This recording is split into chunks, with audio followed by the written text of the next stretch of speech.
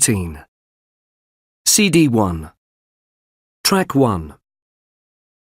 I started studying Spanish after I went to Argentina on holiday last year. I'd never been to South America before, and I couldn't speak a word of Spanish. While I was travelling around the country, I picked up enough words and phrases to get by. I was told that my pronunciation was quite good, so when I got home, I decided to learn Spanish properly. A friend recommended a school, and I've been going there for about 6 months. I always enjoy the lessons, and the language is taught in an interesting way. I think that I've learned a lot since I started. It's not all fun, though. At the moment, I'm studying for my first exam. Track 2. Jess, I didn't think you were coming. I couldn't miss my favourite uncle's birthday, could I? Well, I am honoured. Nice to see you. You're looking well. And so are you. I can't believe you're 50. Shh, don't tell everyone. So, how's uni going? It's pretty good. I'm in my final year now, but I might stay on and do a postgraduate degree in business. Oh, good. And you know I'm studying again, don't you? Yes, Mum told me. You're doing an open university course, aren't you? Yes, I am, at long last. It's something I've wanted to do for ages. What course are you doing? I'm doing a master's in computing and IT. Finding it pretty difficult, actually. Oh, I was told you're really enjoying it. I am. But I have to say, I found the first few assignments a bit scary. So does everyone at the beginning. Don't worry, it does get easier. Maybe. But it's difficult juggling my studies, family and work. Yes, it must be. How do you manage to do everything? Sometimes I don't. Nor do I. And I don't have all your other commitments. I guess it's hard to motivate yourself, studying on your own all the time. You don't have to study on your own.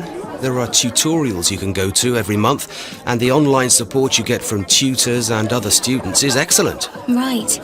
But I have a great social life with my friends at uni, so I think I'd still prefer to be on campus.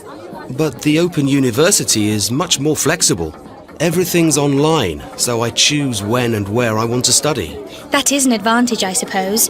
And I had to take out a huge student loan to cover my fees and expenses. At least I didn't have to do that. So, how long is it going to take you to finish your course? Well, that's the other good thing. It's up to me. Some people get their masters in 1 or 2 years, but most people take longer. Your Aunt Gail was hoping to do her first degree in 4 years. It actually took 8. Did it? Yes, but she got there in the end. Don't forget, she was looking after the children at the same time. Do you think you'll have finished your degree by the end of next year? No, I don't. But I'm quite optimistic. I think at the rate I'm going, I should finish before my 85th birthday.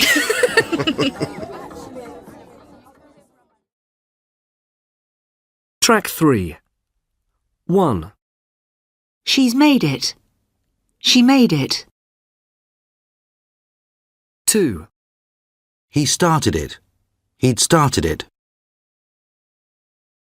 3. You're taught it. You taught it. 4. I lost it. I've lost it. 5. We watch it. We'll watch it. 6. I won't buy it. I want to buy it. Track 4. 1. He hasn't decided which college he's going to yet. He hasn't decided which college he's going to yet. 2. When I've finished my degree, I'd like to do a PhD. When I've finished my degree, I'd like to do a PhD.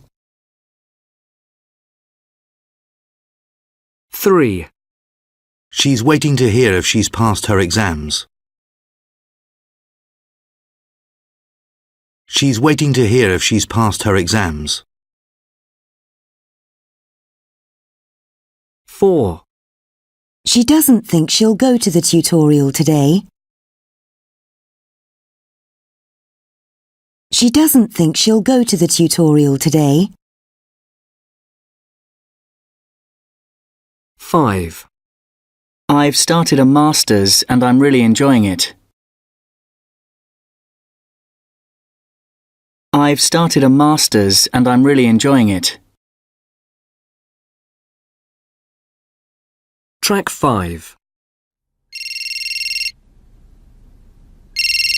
Hello, Jess. Your aunt and I were just talking about you a minute ago. Oh, how's everything going? Have you finished your essay yet? Yes, I have. I finally handed it in yesterday. But it really did take ages to write. You worked really hard on that, didn't you? Yes, I did. By the way, I hear you've met someone new. A guy called Tim. Is that right? Yes, it is. I wasn't going to tell anyone. I was trying to keep it a secret. Honestly, this family... Did Aunt Gail tell you? No, she didn't. It was your mum. You haven't told anyone else, have you? No, I haven't. Well, only your cousin Nikki. Oh no, not Nikki. I do hope she doesn't find out who it is. That's a disaster. Is it? Why? Does she know this guy? Is he a student too? No, he isn't. But she does know him. He's Nikki's ex-boyfriend. Track 6. Henry. My worst exam moment happened when I was caught cheating by my mum after a history exam. I really liked history classes, but I didn't have a very good memory. So, on the morning of the exam, I wrote loads of important facts and figures on the insides of my shirt cuffs. I made sure that I got to the exam room really early so I could sit at the back. I managed to answer quite a few questions using the stuff I'd written on my shirt. I was terrified that I was going to get caught, but luckily the teacher never noticed what I was doing. Stupidly, though, when I got home, I was so happy the exam had finished that I just got changed out of my school clothes and left them on my bed. Anyway, while I was playing football with my friends in the park, my mum came to get my dirty clothes so that she could do some washing. She found the shirt and immediately realised what I'd done. She was absolutely furious, of course, and stopped my pocket money for 3 months. It taught me a lesson, though, and I've never cheated at anything since. Yvonne. My worst exam nightmare was definitely my French oral exam. When I was at school, this was over 20 years ago now, kids weren't taught how to actually speak French. We just did loads of grammar exercises and translated texts and stuff. So I knew quite a lot of grammar and my written French wasn't too bad, but I didn't have a clue how to have even the most basic conversation. I think I did quite well on the written papers, but when it came to the oral exam, I couldn't understand a word the examiner was saying to me. He seemed to be speaking incredibly fast, and I just got so nervous I couldn't think. The only thing I knew how to say was "je ne comprends pas," which means I don't understand, of course. So every time the examiner asked me a question, I just said "je ne comprends pas." That was all I said in the whole exam. The examiner probably thought I was an idiot, but at the end of the exam, he did tell me that I had very good pronunciation. I still failed, though, obviously. Track 7. My worst exam moment happened when I was caught cheating by my mum after a history exam. I really liked history classes, but I didn't have a very good memory. Track 8. So, on the morning of the exam, I wrote loads of important facts and figures on the insides of my shirt cuffs. I made sure that I got to the exam room really early so I could sit at the back. Track 9. Sophie, over here, I got you a coffee. Thanks, Chloe. great to see you. It's been ages, hasn't it? Yeah, a couple of months at least. How's it going? Yeah, still doing the same part-time job because it means I can go to auditions if any acting work comes up. Otherwise, pretty good, thanks. What about you? Yeah, I'm fine. I'm still working at the advertising agency and life's really busy at the moment. Why's that? I started doing some evening classes. Really? Like what exactly?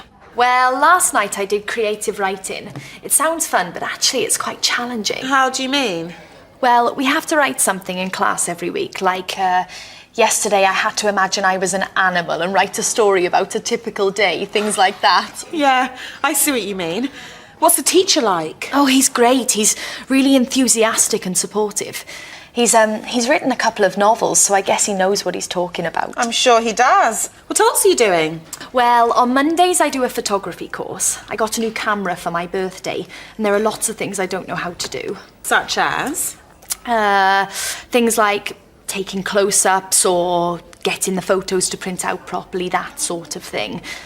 In some ways, it's even more difficult than creative writing. Is it? How come?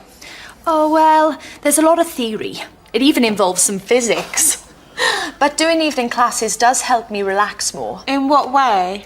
Well, you know, in my old job, I used to work late most evenings. Now I don't, and I've found that if I force myself to do something different in the evenings, it helps me sleep better. Right. Maybe you should join my dance class too. That will tire you out. What sort of dancing? Zumba.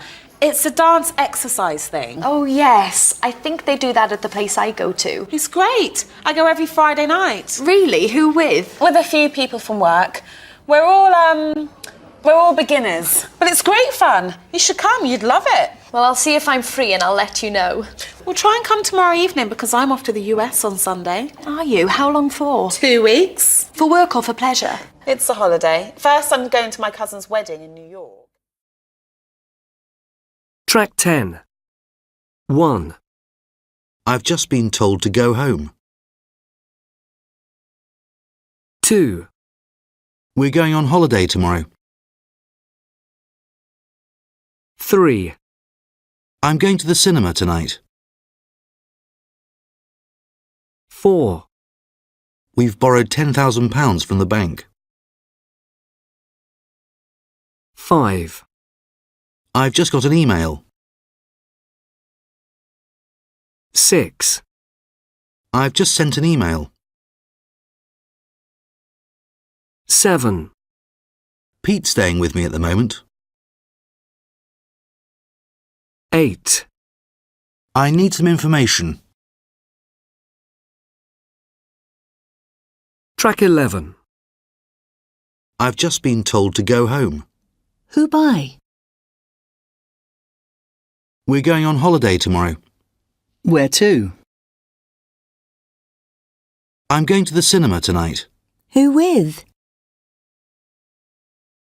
We've borrowed £10,000 from the bank. What for? I've just got an email. Who from? I've just sent an email.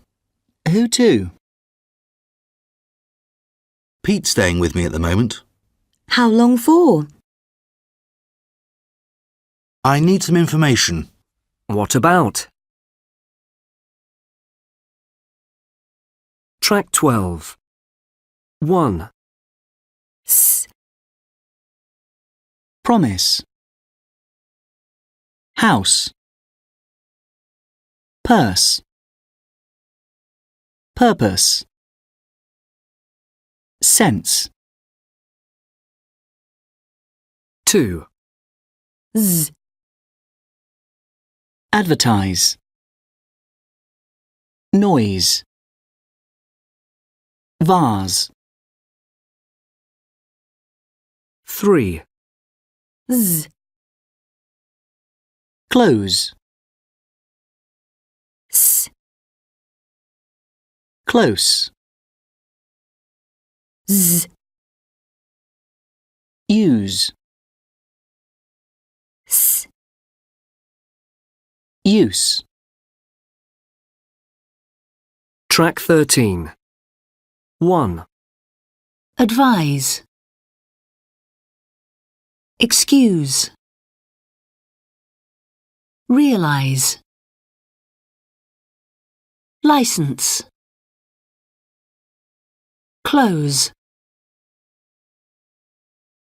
2, Close. Exercise. Practice. Excuse. Purchase. 3, Use. Organise.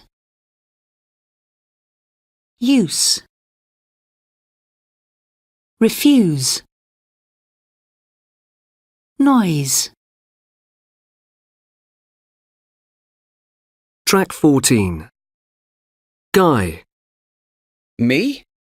I seldom pay any attention to anyone who tries to tell me what I should or shouldn't eat, whether it's the government or anyone else. And anyway, they frequently change their minds. Eggs used to be good for you, high in protein. Then they were bad for you, high in cholesterol. And now they're good for you again. And we're always hearing stuff about only eating organic food that's grown locally. It's much healthier for you. But I read an article which said the scientists found no difference in the nutrients in organically grown food compared to industrially grown food. And some reports say there are more vitamins in frozen vegetables than in fresh ones. So who do you believe? I think I'm pretty healthy, and I just eat what I like. I always have. For example, most mornings I'll have toast and a lot of peanut butter and jam. And tonight, I'll probably have a pizza. And you know what? My mom's always complaining about my diet, but she gets sick way more than me. Jasmine. Well, about a year ago, I got into running, so most of the time I'm pretty careful about what I eat, but sometimes I'll eat junk food if I'm with friends. But I used to be so unfit, and I used to eat burgers and fries all the time. And I'd get an ice cream or something on the way home from school every day. I hardly ever did any exercise. But then this Japanese guy, Hideo, joined our class. He was so cute. I really liked him. I used to see him out running every morning. That's when I decided to get fit. And then I read a lot of stuff about healthy eating, and I knew my diet had to change. And pretty soon I was running with Hideo every day. Did you know Japanese people have far fewer heart attacks than we do? That's because they have a very low-fat diet. They don't add fat to anything. Well, Hideo's mom doesn't anyway. I'm always telling my mom to stop cooking with butter. It's a killer. Track 15. I'm used to staying in these wonderful tents now.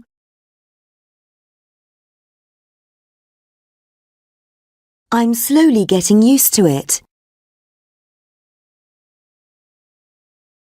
It took me a while to get used to eating so much meat.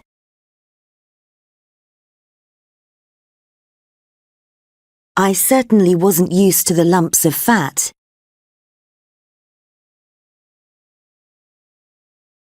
I'll never get used to being outside in those temperatures.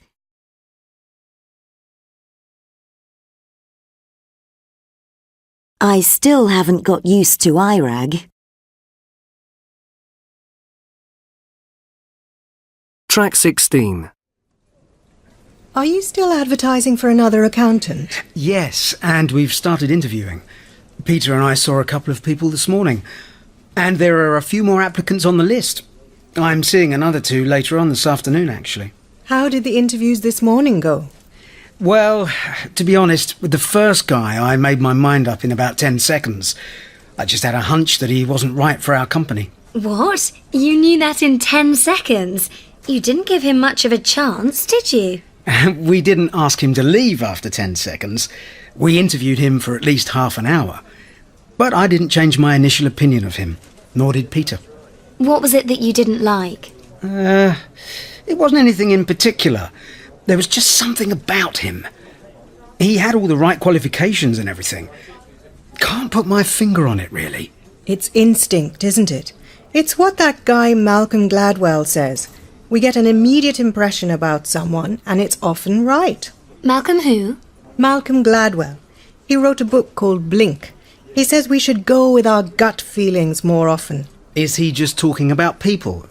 First impressions of people? No, anything really. He just says we make unconscious decisions about things, and we do it almost instantly. He's suggesting it's a good thing, is he? Pretty much, yes. Does he believe in things like love at first sight? I don't know for sure, but yes, he probably does. Why, do you? Well, that's what happened to my uncle and his wife. They saw each other across a room in a library when they were about 17. It was love at first sight. They got married as soon as they could. And are they still together? Well, they've just had their 25th wedding anniversary. So, a bit too soon to tell, eh? Track 17. 1. Later. Later on. 2. Far. Far away. 3. Better. Better idea.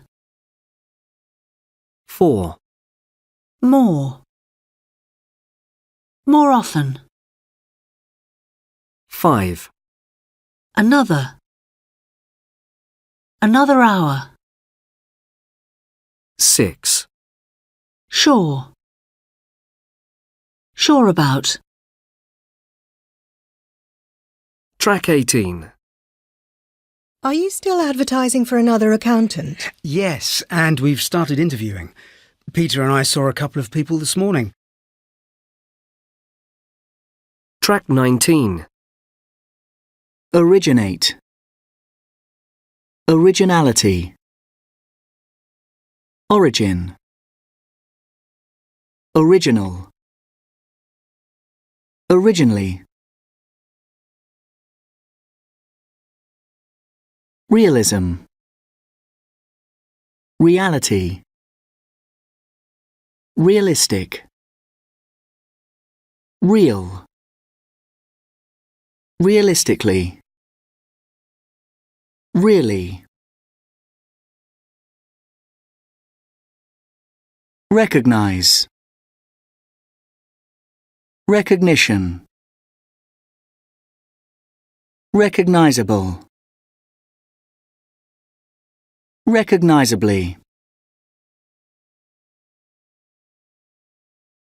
Prefer. Preference.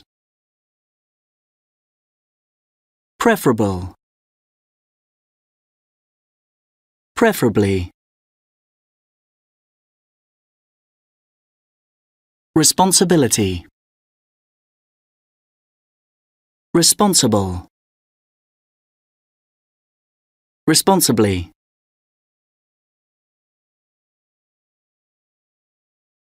Track 20. Sorry, more plates. Thanks. Are the kids all right? Yes, Judy and Martin are playing party games with them in the garden. Your grandson's having a lovely birthday, Val. Yes. Can I help in here? Yes, please. Look, Jack and Helen have eaten everything. Ben's hardly eaten anything. What a waste. One bite of an apple. Oh, and birthday cake, of course.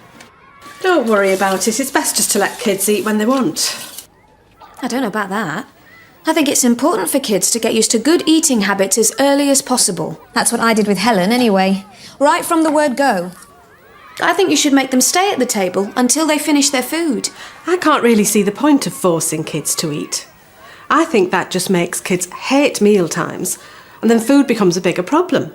Oh, do you think so? I think if kids aren't allowed to play until they've eaten their food, they soon learn to empty their plates, and then they're not fussy eaters. I see what you mean. Oh, I wouldn't say that. I wasn't strict with any of my kids, and they used to eat anything. All you have to do is make it fun, like letting them help you when you're getting food ready. I see your point, but we don't let Ben help in case he hurts himself. That's right. It can be dangerous in a kitchen for a 5-year-old. But life's dangerous for a 5-year-old. They're always falling down and things. And I'm not suggesting you leave the kids on their own. You're there supervising everything. But surely it slows everything down if they're helping you. Yes, I suppose that's true, actually. But on the other hand, they're learning valuable life lessons. That's a good point. You might be right there. Well, I'm still not convinced. And what can a 5-year-old do to help in the kitchen anyway? Little things. Let them get things for you. Or let them wash vegetables. Just simple things. You mean sort of make it a game? Yes. But I've never seen your son cook, Val. Well, I can't argue with that. No, I mean, do you think little boys are interested in helping in the kitchen? That's a bit sexist. I wasn't being sexist. I just mean that little boys... little boys... Usually want to kill each other? Oh yeah, there is that. And anyway, it's important boys learn how to cook. Don't you think? I suppose you got a point there. Right, I'll go and get Ben. Tell him he's cooking tonight.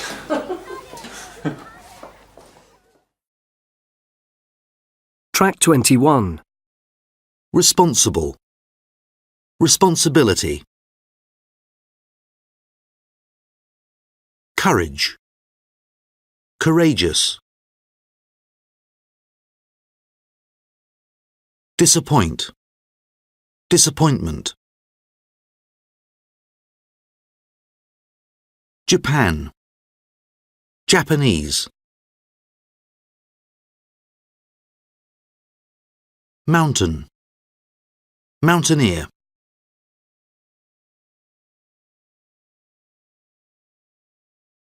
Meaning. Meaningful. Meaningless.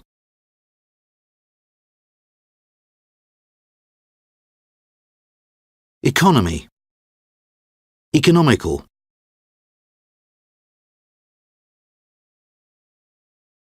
Imagine. Imagination.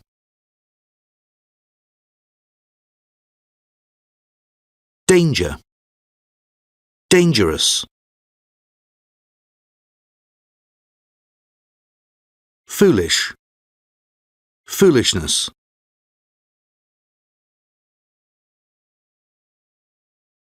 Interview. Interviewee. Industry. Industrious.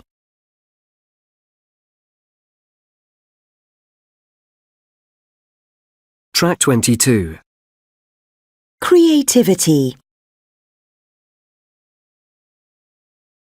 Adventurous. Geographical. Trainee. Development. Advantageous. Volunteer. Vietnamese. Refugee. Cleverness. Familiarity. Mysterious. Humorless. Forgetful.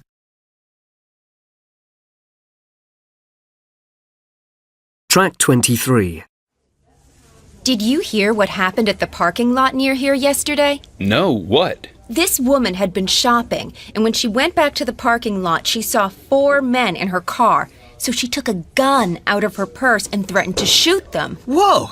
Did she fire the gun? No, they got out of the car and just ran away. But then, get this, when the woman got into the car, she realized it wasn't hers. Her car looked identical, but it was parked nearby. Poor guys.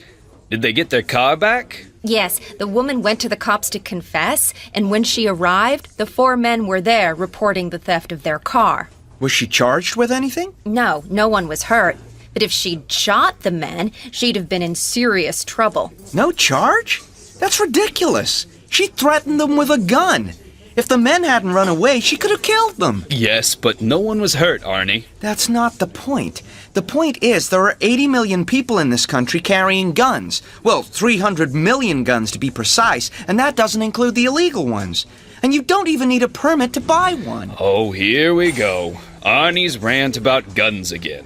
And by the way, you do need a permit in the state of New York. But Arnie's right. You don't need a permit in most states. Chuck, I agree. People have the right to defend themselves and their property. But we've got a serious problem here. Just the other day, a guy in our street was arrested for shooting the tires of a car which was parked outside his apartment just because the alarm kept going off in the night. Well, I wouldn't have been too happy if the alarm had woken me up. They drive you crazy. But you wouldn't have shot the tires. No, of course not. If it had been me, I might have left a note on the car or something. What happened to him? Not sure. I think they got him for vandalism and he, had to pay a fine or something.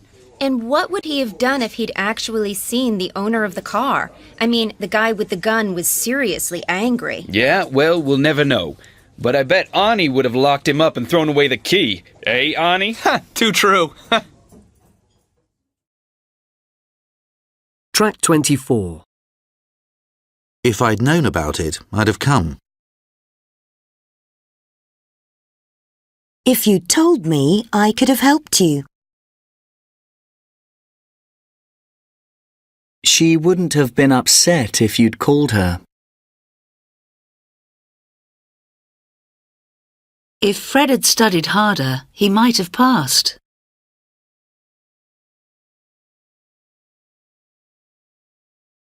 Track 25.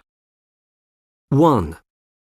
If I hadn't gone to the party, I wouldn't have met her.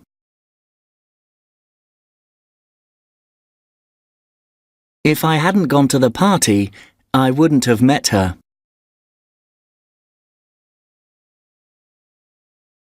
2.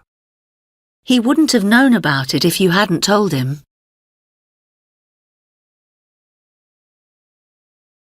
He wouldn't have known about it if you hadn't told him.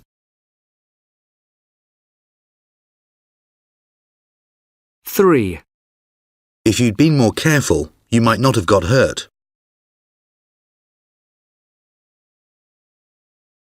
If you'd been more careful, you might not have got hurt.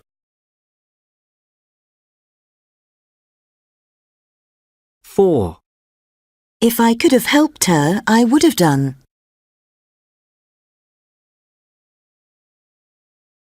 If I could have helped her, I would have done.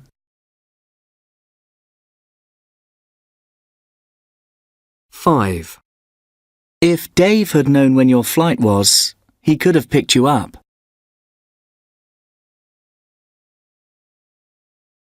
If Dave had known when your flight was, he could have picked you up.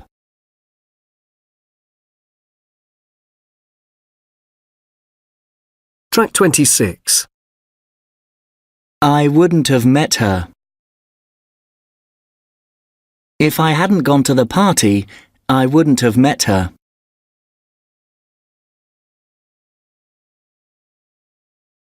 If you hadn't told him. He wouldn't have known about it if you hadn't told him.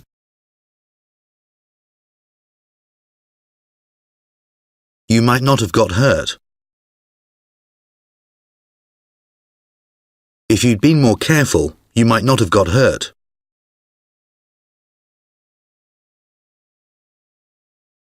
I would have done. If I could have helped her, I would have done. He could have picked you up. If Dave had known when your flight was, he could have picked you up.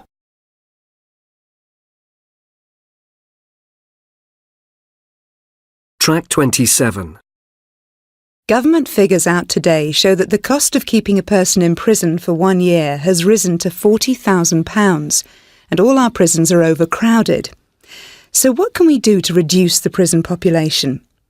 To discuss this question, we have Chief Superintendent David Gilbert and Member of Parliament Margaret Bolton. First, Margaret Bolton, You believe we send far too many people to prison. Is that right? Absolutely. The figures speak for themselves. There are about 95,000 prisoners in the UK at the moment, and that costs about £3.8 billion a year of taxpayers' money. And most of the people we send to prison, not all, but most, are in for theft or other minor crimes. These people would be much better off in programmes which could help them find work and become useful members of society. So you think we shouldn't give prison sentences for minor crime? Yes. Last year, 60,000 people were sentenced to less than a year for minor crimes. Most of those only spent about 45 days in prison, and that works out at a cost of over £4,000 per prisoner. It would be much cheaper to retrain these people and find them jobs. After all, 60% of short-term offenders commit another crime within a year. And David Gilbert, do you agree with Margaret Bolton? Well, of course, I agree we have to reduce the prison population. That's obvious. And I agree we have to stop criminals reoffending. I believe we need some sort of deterrent. Something that will make criminals think twice before they offend again. So what's your solution to the problem? I think we should introduce a system they use in the USA called the 3 Strikes Law, which, put simply, means that if someone is found guilty on 3 different occasions, they are automatically sentenced to anywhere from 25 years to life in prison. 25 years to life in prison? No matter what the crime is? No. In most states, it's really only for serious, violent crimes. But, as I said, it's a good deterrent. If you've already been in prison twice, and you know that if you go before a judge again and you're found guilty, you'll go to prison for life, you'd probably think twice before committing a 3rd offence. I've dealt with people who have reoffended 48 times. They steal, they go to prison for a very short time, they come out and do the same thing again immediately.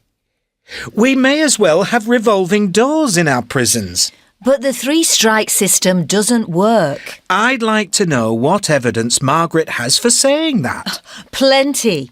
The prison population in the US is 2.3 million, and the US spends $68 billion a year on prisons. What more evidence does David need? Track 28. Can. Was. Were. Has. Have. Are. Do. You. At. The. A. An. For. Of. To. From. As. And. That. Them. Them. Your. But. Track 29.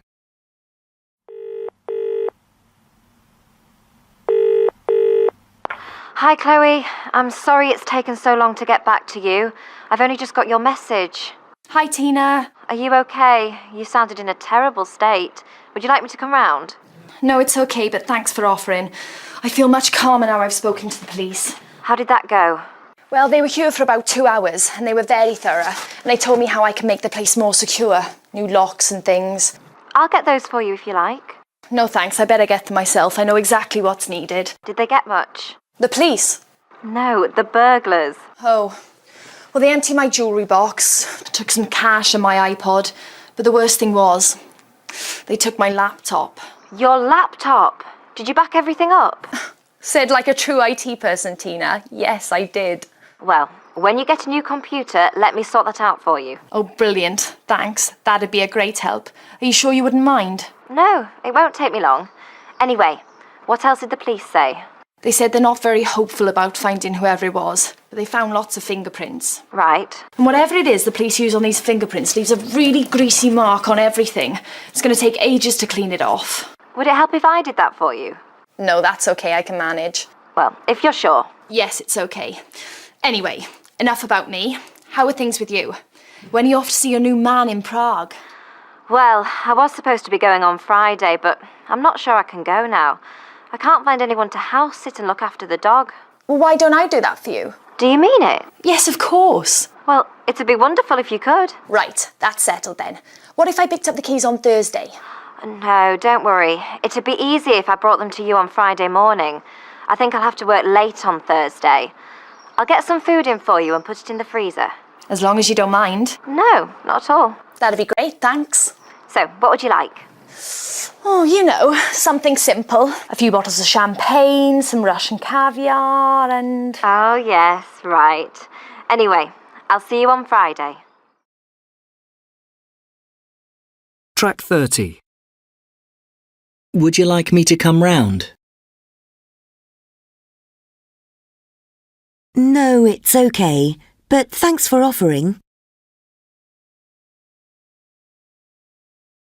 Let me sort that out for you. Thanks. That'd be a great help. Are you sure you wouldn't mind?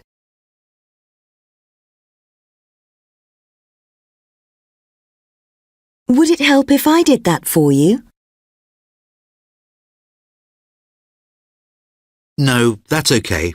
I can manage. Why don't I do that for you? Well, it'd be wonderful if you could. What if I picked up the keys on Thursday? It'd be easier if I brought them to you on Friday morning. I'll get some food in for you and put it in the freezer. As long as you don't mind.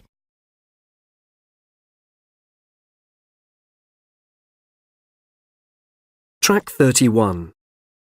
1. Suppose you won the lottery, what would you do with the money?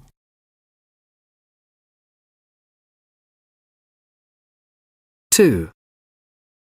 Imagine you could meet a famous person. Who would you choose?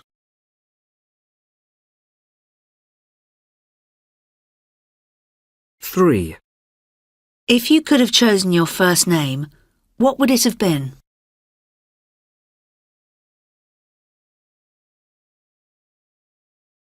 4. If you hadn't come to class today, where would you have gone instead?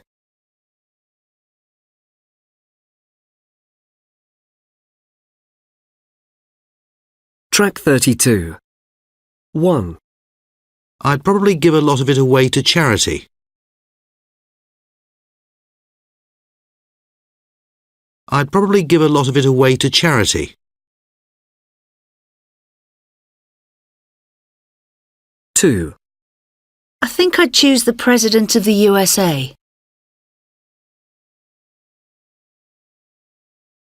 I think I'd choose the President of the USA.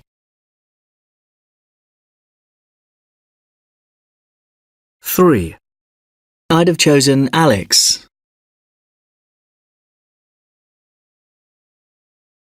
I'd have chosen Alex. 4. I'd have met up with friends for coffee.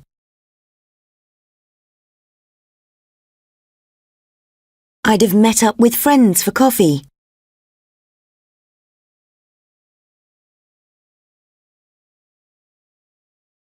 Track 33. The Dead Kangaroo Story. In 1987, the world's best sailors were competing in the America's Cup yacht race off the coast of Fremantle in Western Australia. One day, one of the sailors went for a drive in the outback and accidentally ran over a kangaroo. The sailor got out and leaned the dead kangaroo against the side of the car. Then he decided to put his America's Cup team jacket on the animal and take a few pictures to show his friends.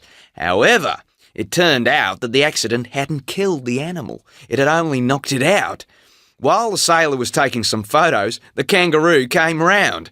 Realising that something was wrong, the animal immediately ran away, taking the sailor's jacket, his passport, 3 credit cards and $1,000 in cash with it. The Cigar Story. A man from North Carolina had been searching for a special make of cigar, and eventually he bought a box of 24. He insured them against theft, fire, and water damage. Within a month, the man had smoked all of them. He then made an insurance claim saying he had lost the cigars in a series of small fires.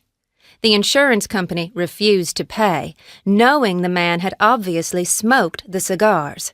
The man sued the insurance company and won. The judge ruled that because the insurers had not specified what kind of fire would be unacceptable, the man's claim was valid. The insurance company paid the man $15,000. But the man didn't get away with it.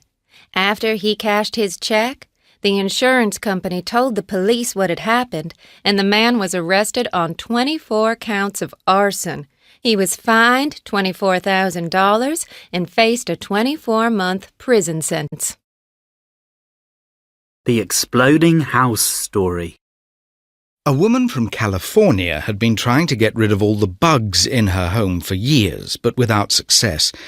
Then, in December 2001, she bought 19 bug bombs, which are designed to spread insecticide over a wide area. She put all the bug bombs in her house, but unfortunately she hadn't read the instructions, which warned that no more than 1 bomb should be used at any one time, and they should never be used indoors. All 19 bug bombs went off at the same time, completely destroying the building and causing over $150,000 worth of damage. A number of bugs were also hurt. Track 34. The man had been searching for a special make of cigar. He made an insurance claim after he'd smoked the cigars.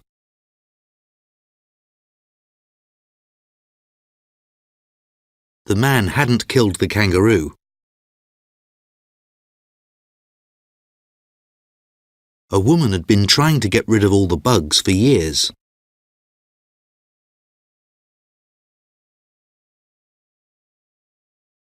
She hadn't read the instructions.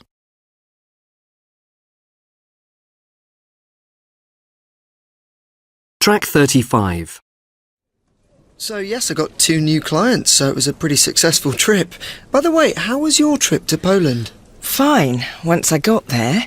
What do you mean, once you got there? Did you miss the flight? No. Actually, I got to Heathrow in plenty of time because it was such an important meeting. I even did a bit of shopping, had a bite to eat, and when I'd finished that, the departure gate still wasn't up on the screen, so I took out my iPad and started going through my emails. There were loads of them. Anyway, I just didn't hear them call my flight. But you didn't miss the plane? No, but I almost wish I had. Why? Well, suddenly I heard, "This is the last call for Ms. Gillian Cook. Please proceed to gate 25 immediately." And gate 25 was miles away. Meanwhile, everyone else was sitting on the plane waiting for me. So they were holding the plane for you? I guess so. Anyway, when I got to the gate, there was no one there, not even anyone from the airline. Really? Nobody at all? No. So I went through and there were 2 possible directions, one down some stairs and one along a corridor. I went down the stairs and found myself on the tarmac, and there was a small set of steps going up to the plane. I thought they seemed too small considering the size of the plane, but anyway, I was panicking by then. I bet you were. Yeah, well, I just started to go up the steps, even though I'd noticed the door at the top was closed. How stupid can you get, honestly? Anyway, I suddenly heard sirens from all directions, and before I knew it, I was surrounded by security guards pointing guns at me. What? Yes, I know. Apparently, I was trying to get in the door that ground crew use. I've never noticed a separate door. According to my dad, who knows about these things, it's the door the ground crew use when they need to check things with the pilots. They don't have to keep going in through the terminal. Oh, I see. Anyway, what happened? Well, I was trying to make a joke of it with the security guards. They're not known for their sense of humour. You're not kidding. I thought they were going to arrest me. I really did. I was terrified. Did you get arrested? No. Luckily, they let me off with a warning. Then they marched me onto the plane and handed me over to the flight attendants. How embarrassing. Yeah, it was. Everyone was staring at me. And in the end, to make things worse, the pilot announced that due to the delay, i.e. me, we had missed our slot and we had to wait for another 45 minutes before we could take off. Oh, dear. So, all in all, you weren't the most popular passenger on the flight? No. Anyway, how was the meeting with... Track 36. Hi, I'm home. Hi. Have you had a good day? Oh, no, not really. Actually, it's been a bit of a nightmare. Yeah, what's happened? Well, first I waited in all morning for the new TV to be delivered, but they never turned up. Oh, I don't believe it. Hadn't they promised to be here today? Yeah, but I'm not surprised, to be honest. They'd already changed the date of the delivery twice. They're so disorganised. I was pretty angry, though. Yeah, I bet you were. Anyway, I called them and they said they'd definitely be here next Wednesday. Next Wednesday? You must be joking. That's the earliest they could do, they said. I told them if they didn't turn up next time, I'd cancel the order. Quite right, too. That TV cost a fortune. And then, my laptop crashed while I was on the internet. I think it's got a virus. Didn't you install that antivirus software? Well, not exactly, no. Well, no wonder you've got a virus. I'll have a look at it later, if you like. Thanks. What else? Oh, I got a call from Jack's teacher. Oh, no, not again. What did he do this time? He was caught fighting during the break. You're kidding. Oh, that boy drives me crazy sometimes. I keep telling him to stay out of trouble. Why on earth doesn't he listen to me? He said that the other boy started it. Well, he would say that, wouldn't he? He could be telling the truth, of course. Yes, perhaps. I'll go and talk to him in a bit. Where is he? In his room. Oh, there was one piece of good news. Eddie called. You mean your brother, Eddie? Yes. Guess what? He's going to Gstaad in Switzerland. The ski resort? Wow, that's fantastic news. I didn't think he had any money. He doesn't. He's going to work there. Bar work, I think. Anyway, he says he needs a break from going to auditions and being rejected all the time. Yes, I can imagine. He's been to quite a few auditions recently and he hasn't got a single acting job. It's a bit of a problem being his brother-in-law and his agent. I wish I could help more. Did you ask him to come to the barbecue this weekend? Oh, no, I forgot. I'll call him again later. Anyway, I'm dying for a cup of tea. Do you want one? Yes, please. Oh, well, is there anything to eat? I'm starving. Dinner's in the oven. So how was your day? Well, I had quite a good day, actually. Guess what? Track 37. Saying you're surprised. I don't believe it. You must be joking. You're kidding.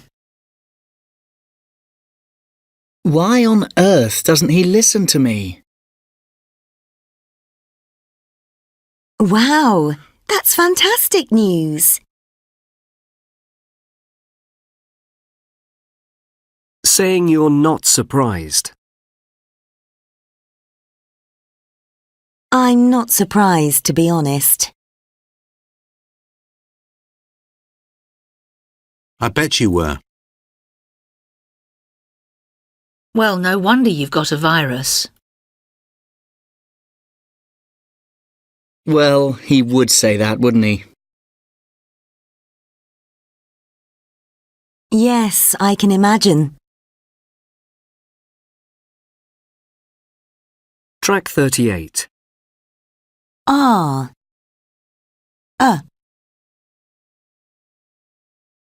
Can. Can. Do. Duh.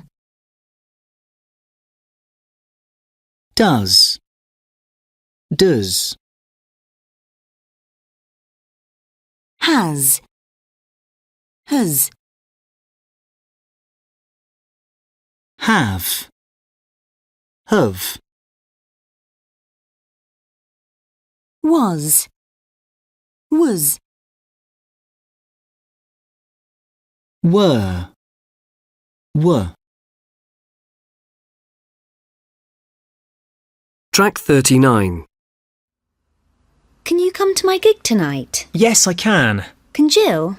Well, she's tired. She was working till 10 last night. Was she? Journalists do work long hours, don't they? Well, she does. I hope she can come next time. So does she. When are you doing the next gig? Not sure. Hey, have you heard of Bill Grant, the DJ? Yes, I have. Do you like him? Yes, I do. And he came in the pub when we were rehearsing. Perhaps he'll start playing my songs. Has he actually heard you sing, then? Very funny, Joe. Yes, he has. Face to Face, 2nd edition, Upper Intermediate, by Chris Redston and Gilly Cunningham. This recording is copyright Cambridge University Press, 2013. CD 2. Track 1. They're as beautiful as butterflies. The more I learned about koi, the more interested I became. Breeding koi is getting more and more lucrative. That's almost as much as I paid for my house. The normal price is nowhere near as high as that. The bigger they are, the more they cost. They're slightly bigger than the ones I've got.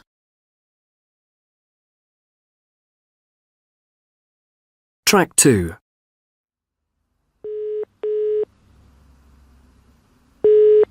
Hello, Zoe. How lovely to hear from you. How are you doing? Hi, Abby. I'm fine, thanks. And how are Rick and Alice? Oh, they're fine. Alice is doing her end-of-term exams at the moment. How are they going?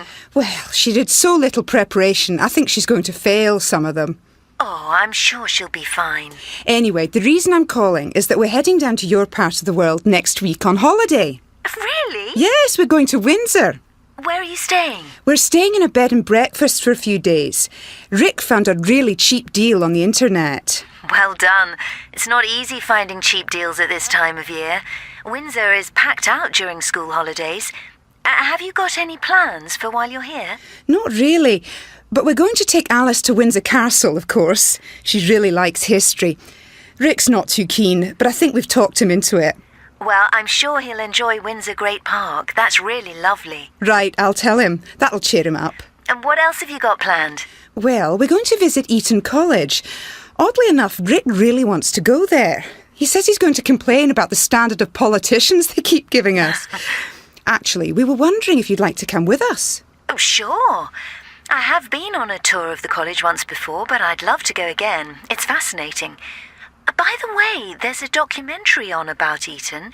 It's on BBC Two tomorrow night. I think it starts at 8:30. Great, we'll watch it. Which day would you like to go to Eton? I'll fit in with whichever day suits you. Well, we're driving down next Monday and Eton's on our way, so we could go then.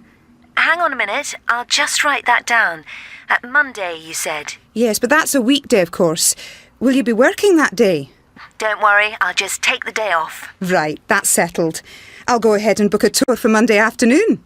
We'll be passing by your place on the way to Eton, so we'll call you when we're nearby and we'll come and pick you up. And then we can take you back afterwards. Sure you don't mind? I don't want to put you out. No, it's fine. So this time next week we'll be walking round Eton College and we can catch up on all the news. I actually met someone who... Track 3. We'll be passing by your place on the way to Eton. So this time next week we'll be walking round Eton College.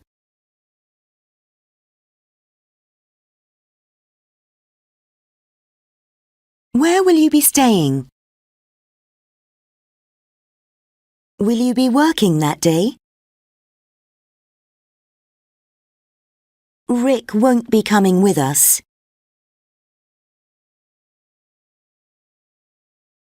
Track 4. I spoke to Abby. She's coming to Eton with us. Oh, good. Which day are we going? Monday. Fine. By the way, I'm going to buy a video camera at the weekend. I thought it'd be nice to take one on holiday with us. Your brother Mike's got one he never uses. Maybe we could borrow it. Will you be seeing him before we go? Yes, I'll be seeing him at the match tomorrow. I'll ask him then. Actually, I'll call him now. Then he can bring it with him tomorrow. Good idea. Anyway, where's the babysitter? The film starts in half an hour. We're going to miss the beginning. Oh, I'm sure she'll be here soon. By the way, Mum asked us to lunch on Sunday at 1. I'll be playing football then. Oh, yes, I forgot. I'll call and tell her. Track 5. Whether you find them cute or you're frightened of them, we all know that in the streets of London there are more and more foxes taking up residence. And with us today, we have Rachel Hudson, who has made a documentary about our urban foxes. Rachel, what first interested you in this subject? Well, I was looking out of my window one morning and I saw a pair of foxes playing with their cubs in the garden. I couldn't believe my eyes. Here we were in the middle of London. The last thing I expected to see was wild animals. You say you were surprised, but were you also scared? Not really. They look so cute. The perfect family. And in principle, I like the idea of there being lots of wildlife in my garden. So what aspect of urban foxes did your programme focus on? I looked into how different neighbours in the area dealt with foxes. Some people would treat the foxes as potential pets. They even bought meat and dog food, especially for them. Really? They fed them? Yes, but others saw them as a health hazard. A lot of the foxes had mange, an awful skin disease, and many of them had very little fur left. So initially you thought they were quite cute, but did your attitude change at all as you were filming? Yes. As time went on, I realised there was a potential danger to health here, and I have young children, so I no longer wanted foxes in my garden. So what did you do? Well, I heard they didn't like the scent of lion's dung. I even went to London Zoo to buy some, and I put it down in my garden. Did that do the trick? A bit at first, but it's an ongoing problem. All our gardens, which are quite large, back onto one another, so the foxes just go through the fences and travel from garden to garden. So the problem didn't go away? Certainly not. One of my neighbours who kept chickens in his garden, he kept them for their eggs, he came out into his garden one morning to find the foxes had got all the chickens. It was a dreadful sight. They killed all the chickens? Yes. And they have been known to occasionally come into people's houses. So, what can people do if they see a fox in their garden? Track 6. 1. I saw a pair of foxes playing with their cubs in the garden. 2. And in principle, I like the idea of there being lots of wildlife in my garden. 3. Some people would treat the foxes as potential pets. 4. They even bought meat and dog food especially for them. 5. But did your attitude change at all? 6. I realised there was a potential danger to health here. 7. I no longer wanted foxes in my garden. 8. I heard they didn't like the scent of lion's dung. 9. The foxes just go through the fences. 10. It was a dreadful sight. Track 7. So, how long is it going to take to get to Gstaad? Quite a long journey by train. 12 hours in all, with 4 changes. I'm beginning to think I should have flown there. Carrying my snowball is going to be a real pain. Never mind. It's a lot better for your carbon footprint. My what? Your carbon footprint. Oh, that. Yeah. I worked mine out online last week. It's a bit disturbing, actually. It told me that if everyone in the world had a lifestyle like me, we'd need 2.3 planets to survive. You're kidding. Yeah, makes you think, doesn't it? Something has to be done. Maybe. But I don't see how we can make a big difference. I mean, I recycle newspapers and packaging and stuff. And I turn off the TV at night, that kind of thing. But are you suggesting we all go and live in caves or something? No, that's not what I'm trying to say.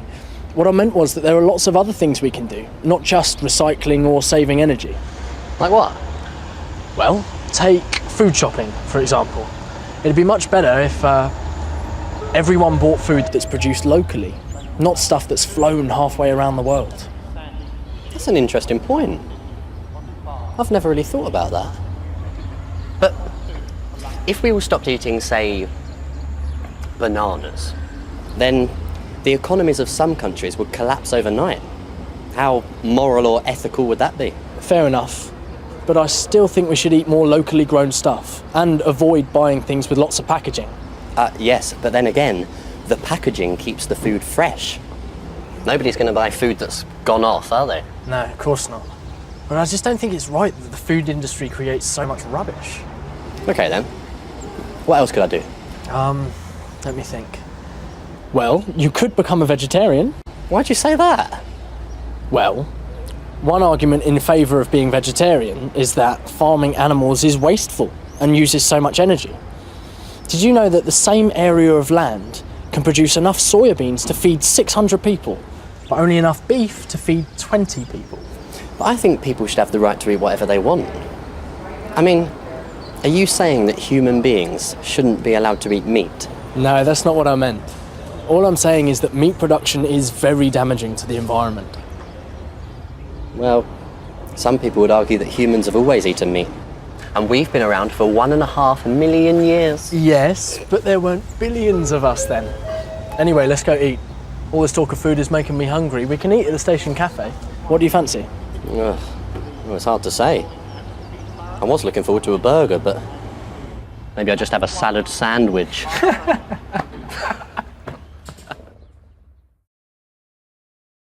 Track 8. Encourage. Courtroom. Journalist. Hour. Flavour. Track 9. Journalist. Journey. Courtesy.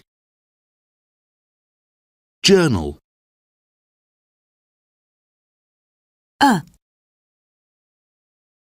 Flavour. Favour. Humour. Neighbour.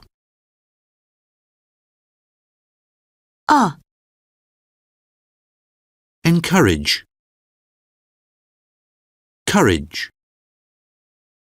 Flourish. Nourishment. Or. Courtroom. Course. Poor. Fourth. Hour. Hour. Flower. Hour. Sour. Track 10. The section of Kate Fox's book explaining the rules of queuing is interesting, and the English obey these rules without thinking about it. Jumping a queue will certainly annoy those people queuing properly. However, despite feeling intense anger towards the queue jumper, the English will often say nothing. Staring angrily is more their style. Then there are the rules for saying please and thank you. The English thank bus drivers, taxi drivers, anyone giving them a service. In fact, the English spend a lot of time saying please and thank you, so others don't feel they're being taken for granted. They hate not being thanked if they think they deserve it. Not saying thank you will often cause an English person to sarcastically shout out, "You're welcome!" Track 11. Is that Beatrice? Where? Over there. Where? There, by the door. Oh, I didn't recognise her. What's she done to her hair? It's a bit bright, isn't it? I think it suits her. Well, I can't imagine Laurie will approve. He's a bit narrow-minded when it comes to things like that. I don't suppose Beatrice will care what Laurie thinks. She never usually does. She's a bit of a rebel, strong-willed and all that. But she's never done anything quite this extreme before. Doesn't she feel self-conscious? Obviously not. But you know, Laurie, this is a private hospital and we've got to have standards. You won't like it, and I doubt if he'll let her work on reception looking like that. But there are loads of people off with flu at the moment, so he may well have to let her. Yes, you're right. He's unlikely to find someone to replace her now, is he? Oh, she's coming over. Love the hair, Beatrice. Oh, thanks. I wanted a complete change this time. Well, it's certainly different. And it even matches the poster. What does your boyfriend think of it? Ned? He hasn't seen it yet. I just did it last night. But I shouldn't think he'll care. He's pretty laid back about these things. It was red when I first met him. By the way, did I tell you I'm going to Ireland to meet his parents in a few weeks? Really? Yeah! I'm quite excited about it. They sound cool. Ned says they're really easygoing. But of course I'm bound to be a bit nervous when I get there. Well, you're sure to make a memorable impression on them. With your hair, I mean. Oh no, I'll dye it again before I go. I'm not going with green hair. What do you take me for? Oh, right. Well, that's probably wise. So what colour will you go for? I dare say I'll go for something a bit less bright. What, purple? Ha ha. No, I might go for something boring like yours, Mickey. Nothing wrong with brown. You could go back to blonde. That was nice. Oh, I think Laurie's calling you, Beatrice. He's over there. Right. He's likely to have something to say about my hair. You never know. He may like it. Yeah, right. OK, better go. Tell him we like it. Yes. Tell him it'll cheer the patients up. Track 12. I can't imagine Laurie will approve.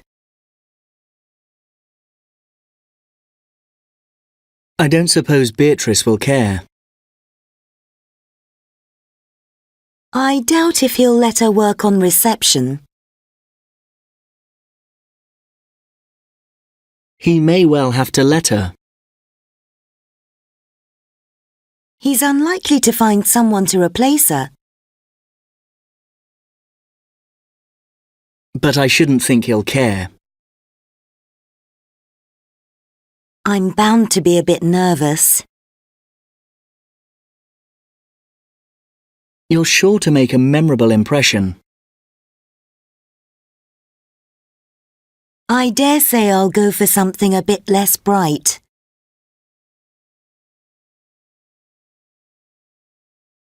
He's likely to have something to say about my hair.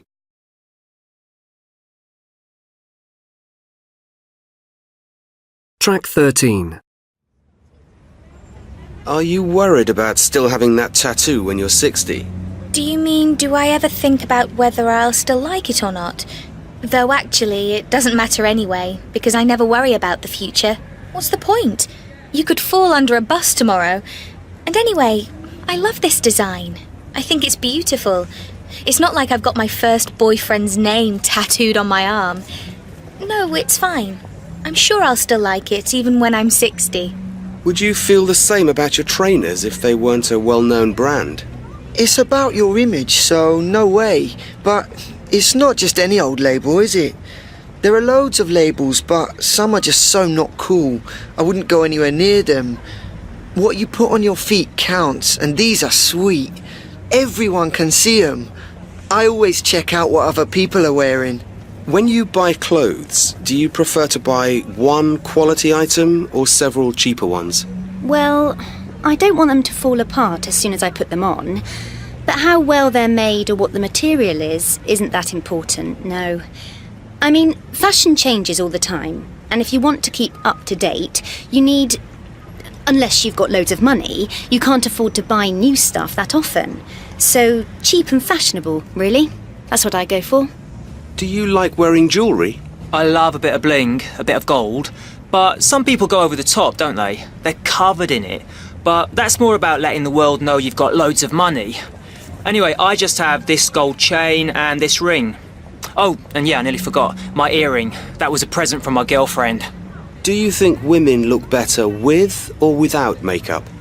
If it's a party or something, then yes, it's nice to be with a girl who looks a bit glam. So it's fine then. But it depends, doesn't it? Where she is and what she's doing.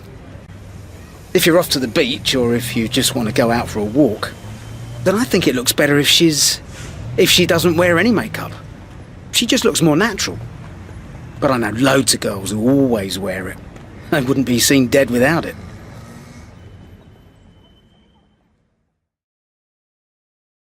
Track 14. But it's not just any old label, is it? But some people go over the top, don't they? If you're off to the beach or if you just want to go out for a walk. Track 15. 1. Yes? Sorry to bother you, but have you got a minute? Sorry, Tina, this isn't a good time. I'm really up against it at the moment. Oh, okay, just a quick question. When would be a good time to install some new software on your computer? Tomorrow? Fine by me. I'll do it first thing tomorrow morning. Thanks. 2. Hello, Judy Baker speaking. Hi, it's me. Is this a good time? Oh, not really. I'm afraid I'm a bit tied up just now. Is it important? No, don't worry. Just wanted to ask you about the house insurance, but I'll catch you later. Thanks. Oh, and Martin, can you pick something up for dinner? Sure. See you later. Bye. Bye. 3. Come in. Hello, Chloe. Sorry to disturb you, Judy. I was wondering if I could see you for a moment. I'm rather pushed for time right now. Can it wait? Yes, it's not urgent. It's just about the report you asked me to write up. When would be convenient? Try me again in a couple of hours. Right. 4. Come in. Oh, hello, Amanda. Hello, Judy. Are you busy? I'm afraid I am a bit. Is it urgent? No, not really. I just wanted to go over these figures. Don't worry, some other time. Yes, give me an hour or so. Can't get my head around money matters at the moment. Okay, see you later. Thanks. 5.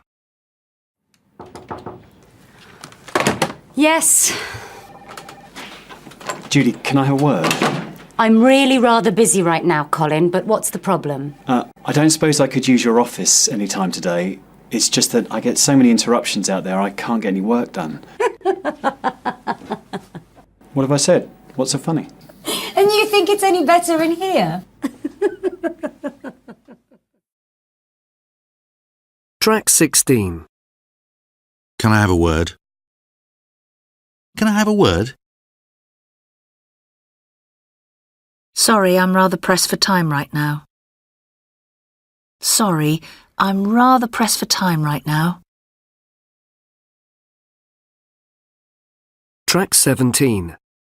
1, Sorry to bother you, but have you got a minute? Sorry to bother you, but have you got a minute? 2, Is this a good time? Is this a good time? 3, Sorry to disturb you. Sorry to disturb you. 4, I was wondering if I could see you for a moment. I was wondering if I could see you for a moment. 5, Are you busy? Are you busy? 6, Can I have a word? Can I have a word? Track 18. 1, Sorry to bother you, but have you got a minute? Sorry, this isn't a good time. I'm really up against it at the moment.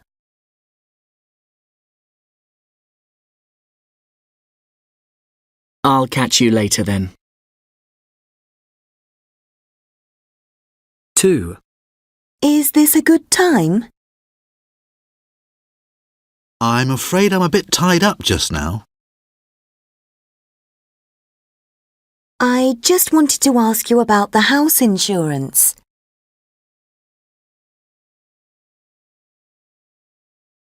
3, Sorry to disturb you. I was wondering if I could see you for a moment.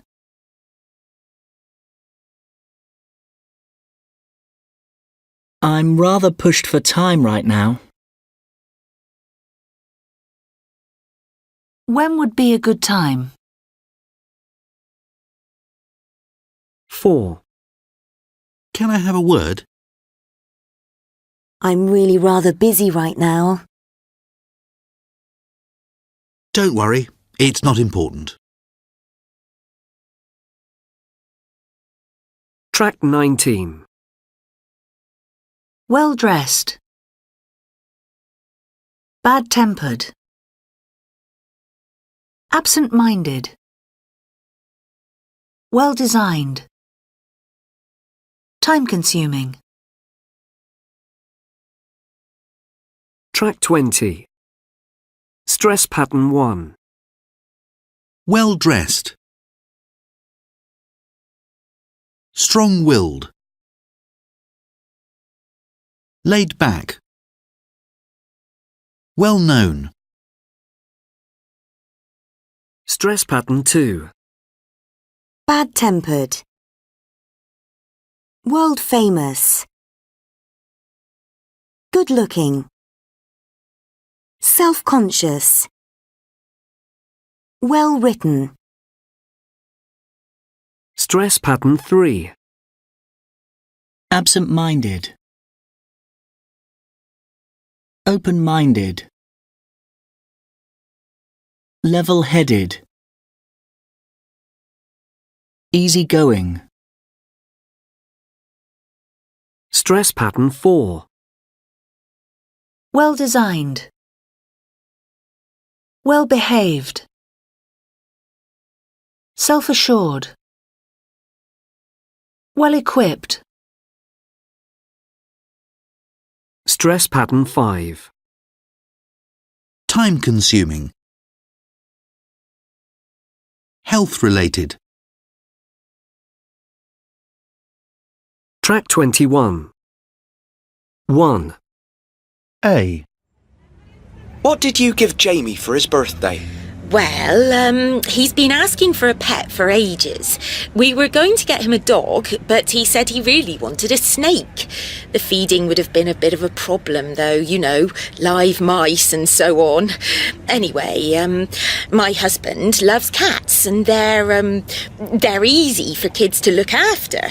So, in the end, that's what we got him. B. Hi, Joanne. Welcome back. Did you enjoy London? Yeah, it was great. The English are very nice, but they're a bit different from people here. In what way? Well, they talk about the weather all the time, which isn't surprising, I suppose, as it changes every day. And they're always saying please and thank you, which I thought was very polite to begin with. But I got sick of it after a while. I've heard that nobody talks to strangers on the tube or anything. Yeah, that's right. But I didn't mind that. It was nice to be left alone, actually. C. From where I'm standing, I've got a fabulous view of green hills, while just in front of me is one of the largest collections of tulips I've ever seen, and it's all the work of local resident Jean Granger. You must be very pleased, Jean. Yes, I am actually. When we moved into the house 3 years ago, all we had was a lawn and a couple of rose bushes. We love flowers, but it's been a lot of hard work. I can imagine, but it's a magnificent display, better than any I've seen in a public park this year. Thank you. D. Hi, Jenny. It's Philippa. You know we'd arranged to go shopping in town this weekend. Well, I'm not sure that's such a good idea. It'll be difficult to park on a Saturday, and the shops will be really crowded. As the weather's going to be so good, maybe it'd be nicer if we went for a walk by the river instead. Anyway, let me know what you think. I'm in a meeting till 3, but give me a call any time after that. Bye. E. So, how's the course going, Nick? Great, actually. I'm really enjoying it. At the beginning, I wondered if we'd spend the whole time writing scripts and looking through a camera, but in fact, we don't. Well, not yet, anyway. We also have lectures on things like the history of the cinema, studying different periods and cultures, that sort of thing. It's really interesting, actually. That's good. 2. Hello, everyone, and thank you all for coming. I've spent the last 2 years studying a group of bottlenose dolphins off the east coast of Scotland. These dolphins live in an area of water called the Moray Firth, which is the most northerly part of the world where dolphins are known to live all year round. What's interesting is that if you compare them to bottlenose dolphins that live further south, in, say, the Mediterranean, they're clearly bigger and fatter, probably because they need to survive in a much colder climate. Researchers who study the Moray Firth dolphins have also noticed another distinguishing feature, which is that they appear to have more injuries to their skin. Up until now, people thought this was because the dolphins live in difficult conditions in the water. However, some environmentalists now wonder whether the problems may be the effect of pollution in the sea, and they're hoping to investigate this further. Studying dolphins is difficult, as they spend so much time underwater. And so my team have spent a lot of time analysing the different sounds that the dolphins make. The most common sounds are clicks, which dolphins use for location. That is, they make these noises and then listen for echoes to come back from the seabed, boats, the fish they hunt, or indeed other dolphins. So how do dolphins actually listen to these sounds? Well, they use a bone in the lower part of their mouth to receive the signals, which are then sent to the brain. A very clever adaptation. Dolphins also make a range of sounds in order to communicate with each other. Researchers have noticed recently that each dolphin produces its own sound, which is known as a signature whistle. I like to think of it as being similar to a person calling out his or her name. Interestingly, they also copy the signature whistle of other dolphins, although why they do this is not really understood. The dolphin also uses a special call when it finds a group of fish to feed on. Again, the reason for this call is unclear.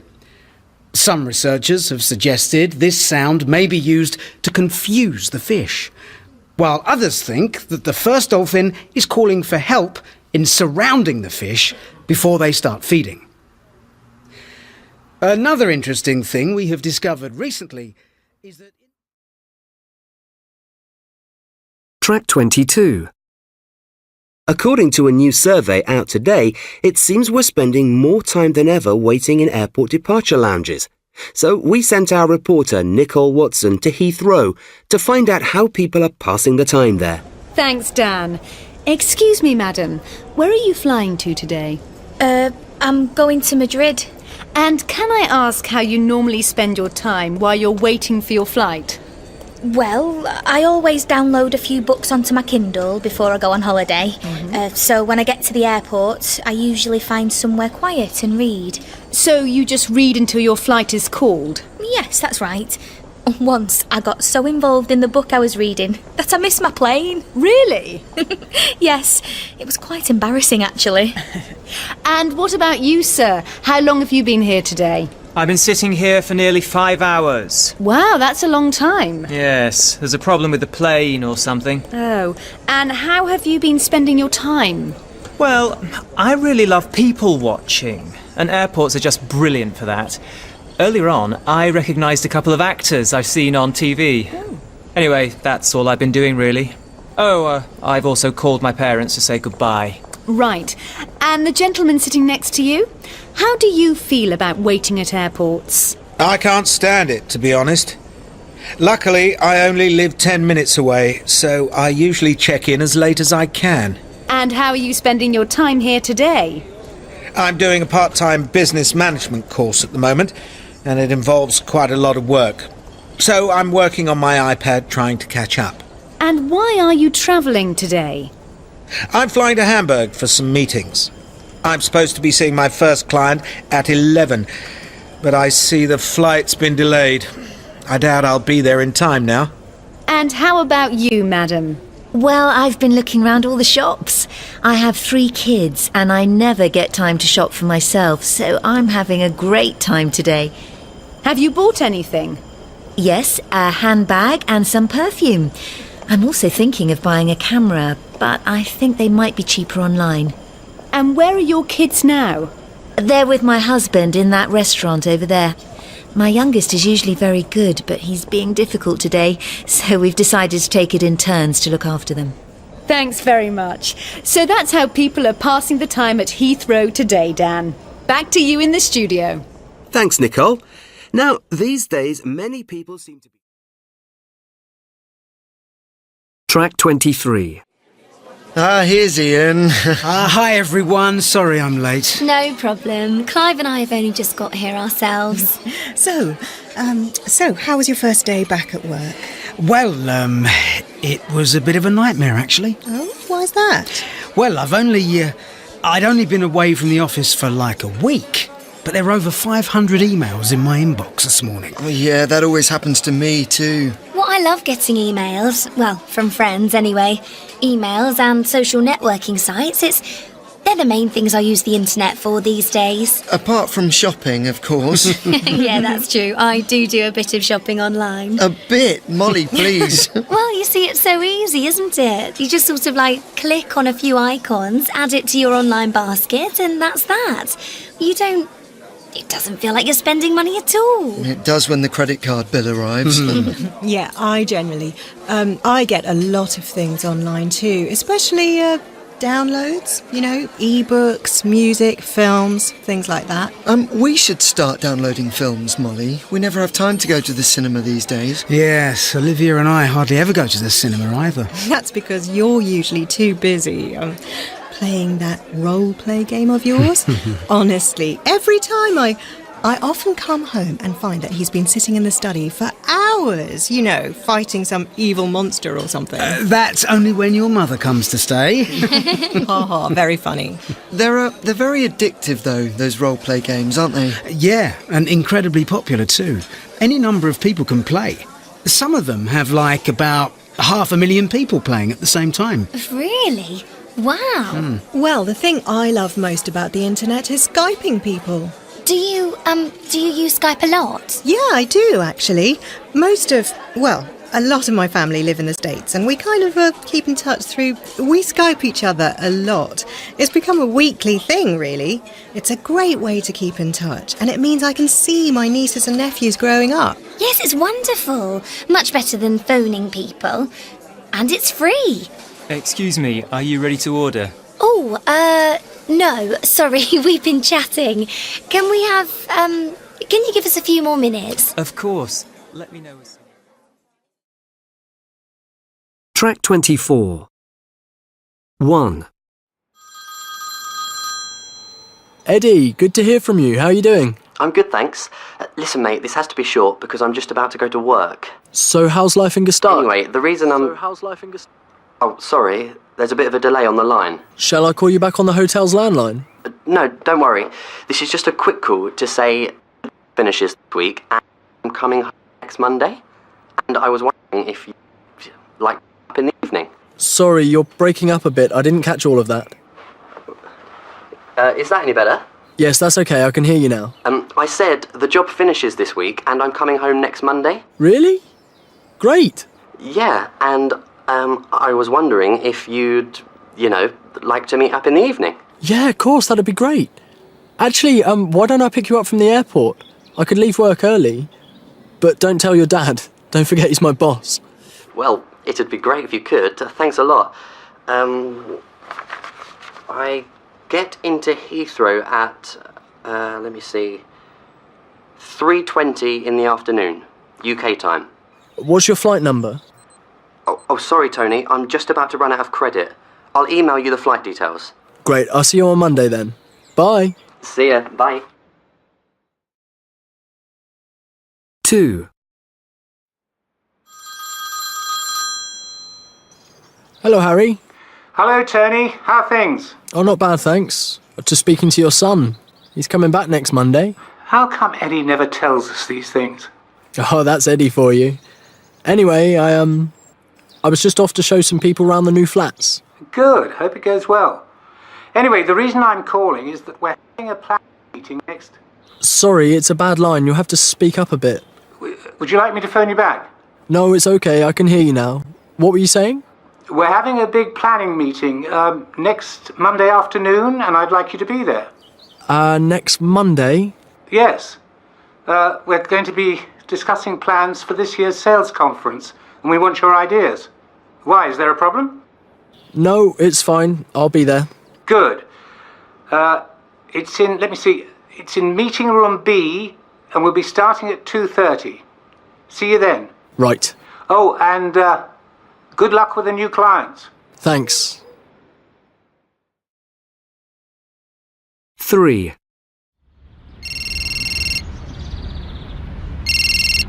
Hello, Tony. Hello, Sophie. How's your day going? Fine. How about you? Oh, not too bad, thanks. Busy learning lines for an audition. I can't hear you very well. Yeah, the reception isn't very good here. Do you want me to give you a ring later? No, it's okay. I just wanted to ask you if you're free next Monday afternoon. Eddie's flying in from Gstaad. Sorry, I didn't get any of that. Say it again. I said Eddie's flying in from Gstaad next Monday. Great! It'll be good to have Eddie back. Yeah. The thing is, I've got to go to a meeting that afternoon. Can you pick Eddie up from Heathrow? He gets in at 3:20. Yes, sure, no problem. I'm not working that day. Great. Maybe that evening you can meet on. Oh, I keep losing you. Say that again. I said that evening we could meet. Sorry, we got cut off. What were you saying? I was saying that maybe we could all meet up that evening, for dinner or something. Lovely. Where do you fancy going? Oh, I think my phone's about to die. Let's talk about it later. Okay, speak soon. See you on Monday night. Track 25. Many people who are expecting to fly out of the country this evening may actually miss their flights. The city airport is now closed due to environmental protesters who are objecting to plans for a new runway. Track 26. 1. Joe Atkins, the ex-Transport Minister, agrees with all the protesters' arguments. 2. This city already has enough airport capacity. 3. He said any airport expansion should be in the north of the country where there are high levels of unemployment. 4. The police, who underestimated the number of demonstrators, made many arrests. Track 27. Hi, Dad. Oh, hello, Bryony. I've brought the car back. In one piece this time, I hope? Yes, in one piece.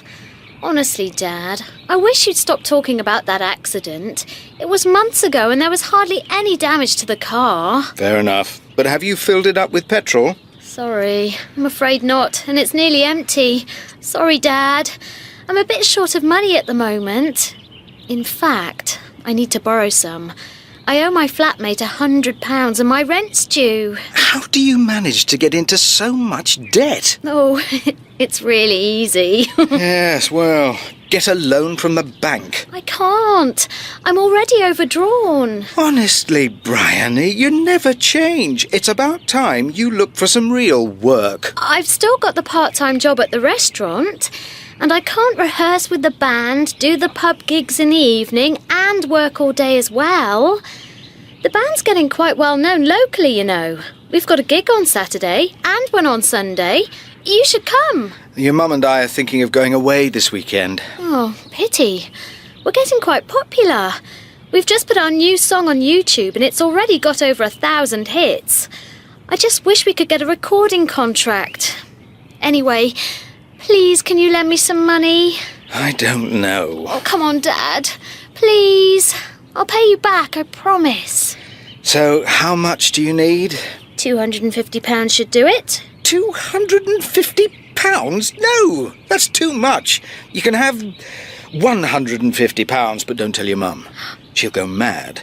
And this is the last time, Bryony. I'm serious. It's about time you stood on your own 2 feet. Yeah, well, when I'm famous. Yeah, I've heard that one before. Oh, I wish you were coming to the gig on Saturday. OK, I'll check with your mum. Do you know where she is, by the way? No, sorry.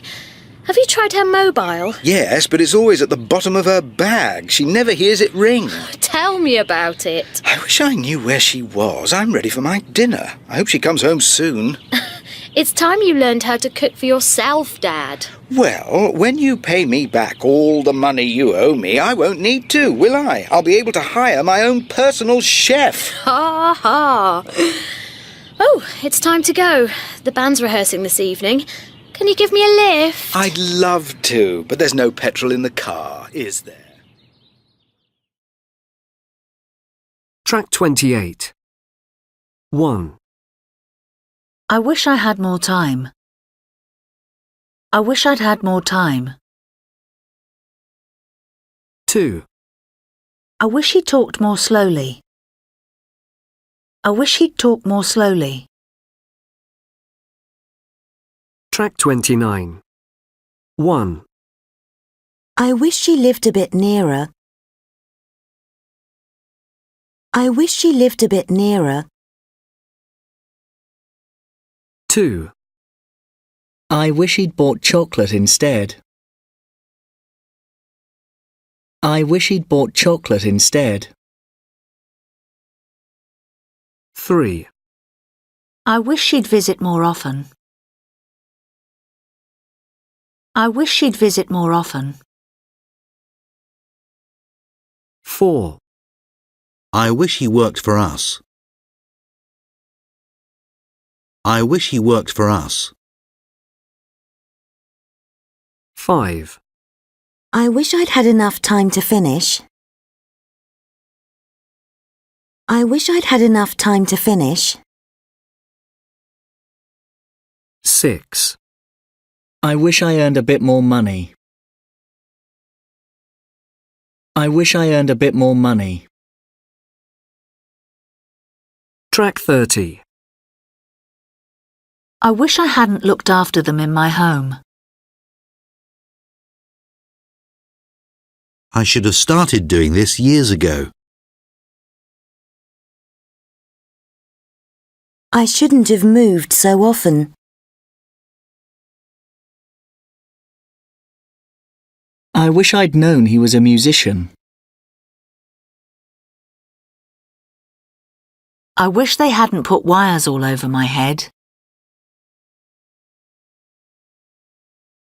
I shouldn't have worried about anything.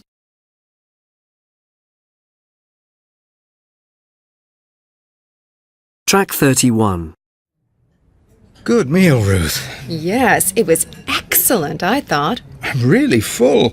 I'm sure they put more on your plate here than in the UK. Do you want another glass of wine? Just a glass of water, please. Do you want coffee? No, I'm fine, thanks. Could we have the check, please, Jack? Certainly, ma'am.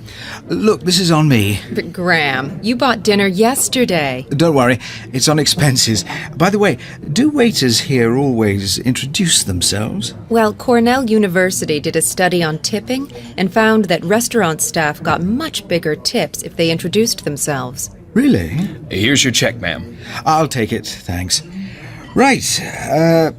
How much tip should I leave? 20% is about right. Maybe more if they introduce themselves. Wow, it's half that in the UK. Half? No, 15% would be the absolute minimum here. Right. While we're on the subject, I was in the hotel bar last night and the guy next to me ordered a drink, got $2 change, which he left on the counter. Did he just forget to pick it up? No, we tip bartenders here.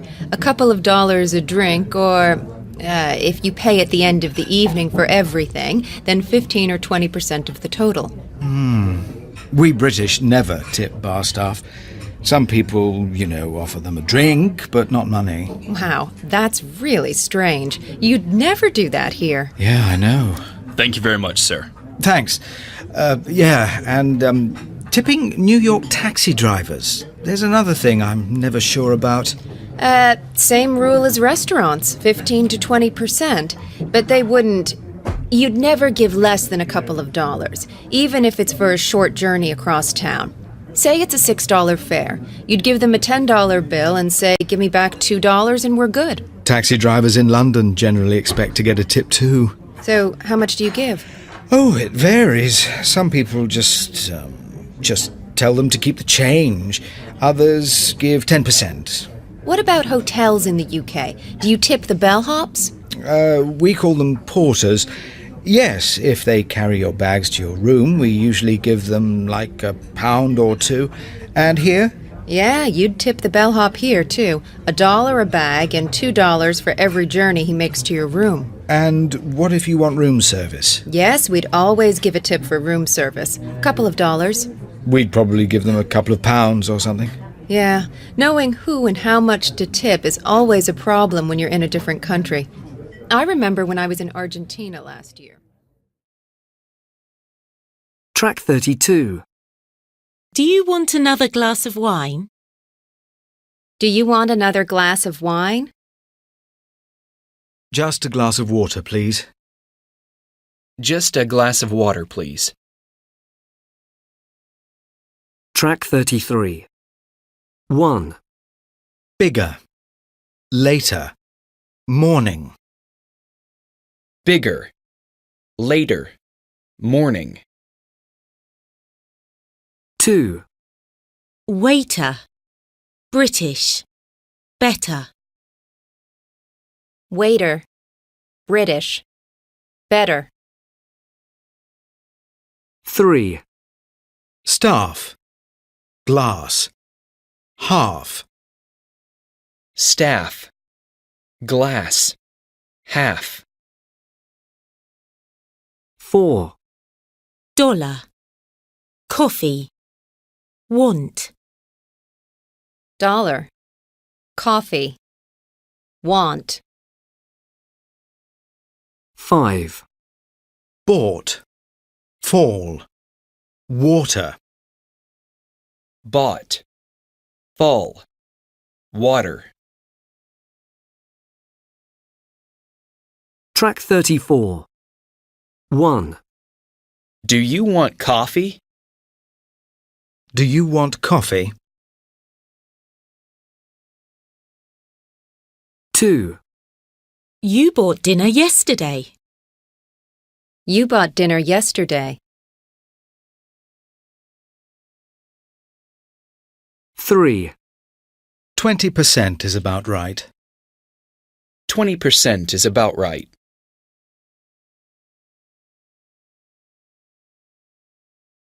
4. You'd never give less than a couple of dollars. You'd never give less than a couple of dollars. Track 35. 1.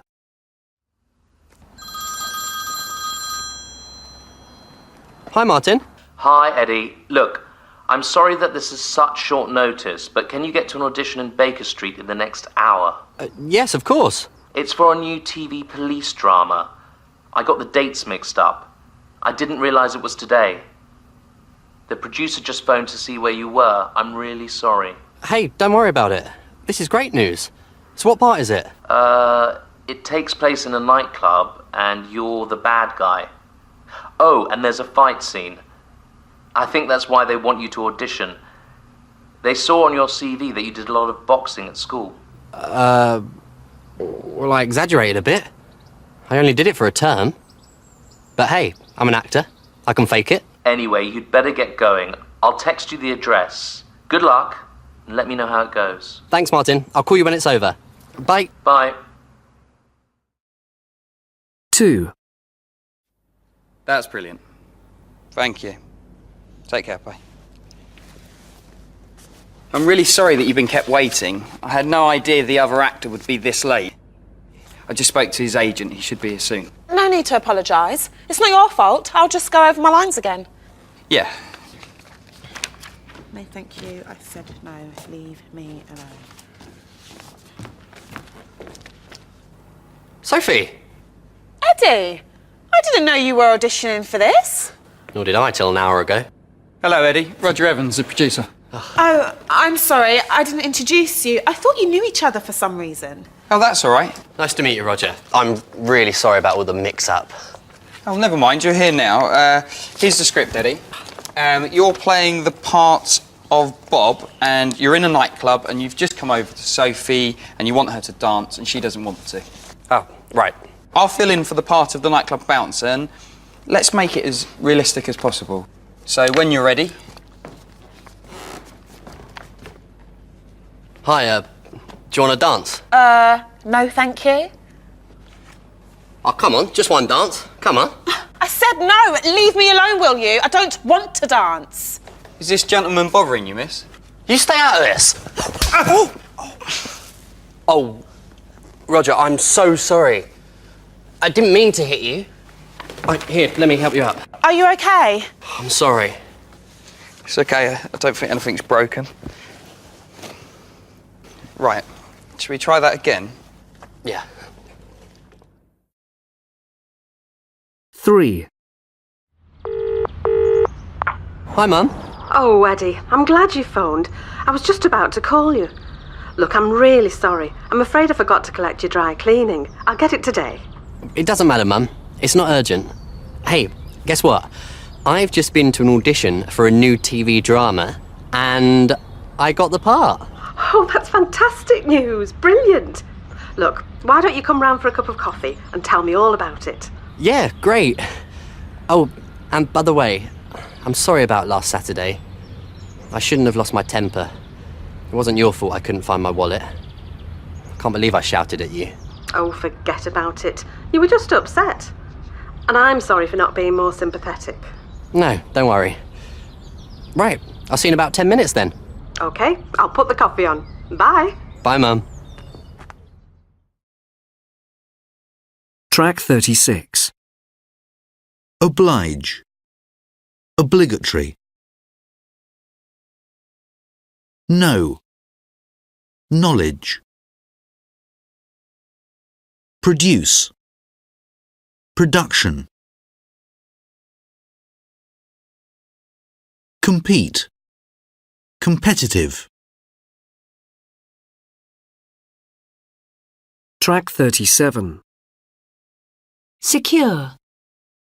Security. Offend. Offensive. Precise. Precision. Track 38.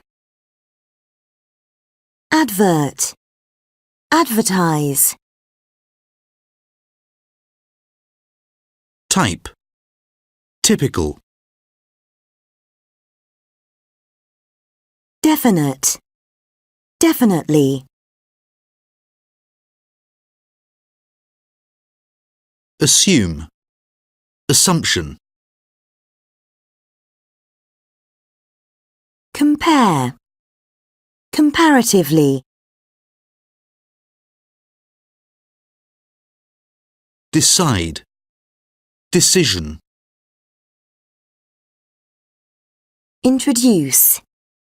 Introduction.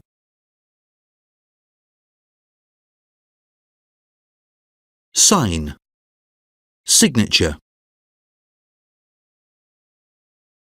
Accept. Acceptable.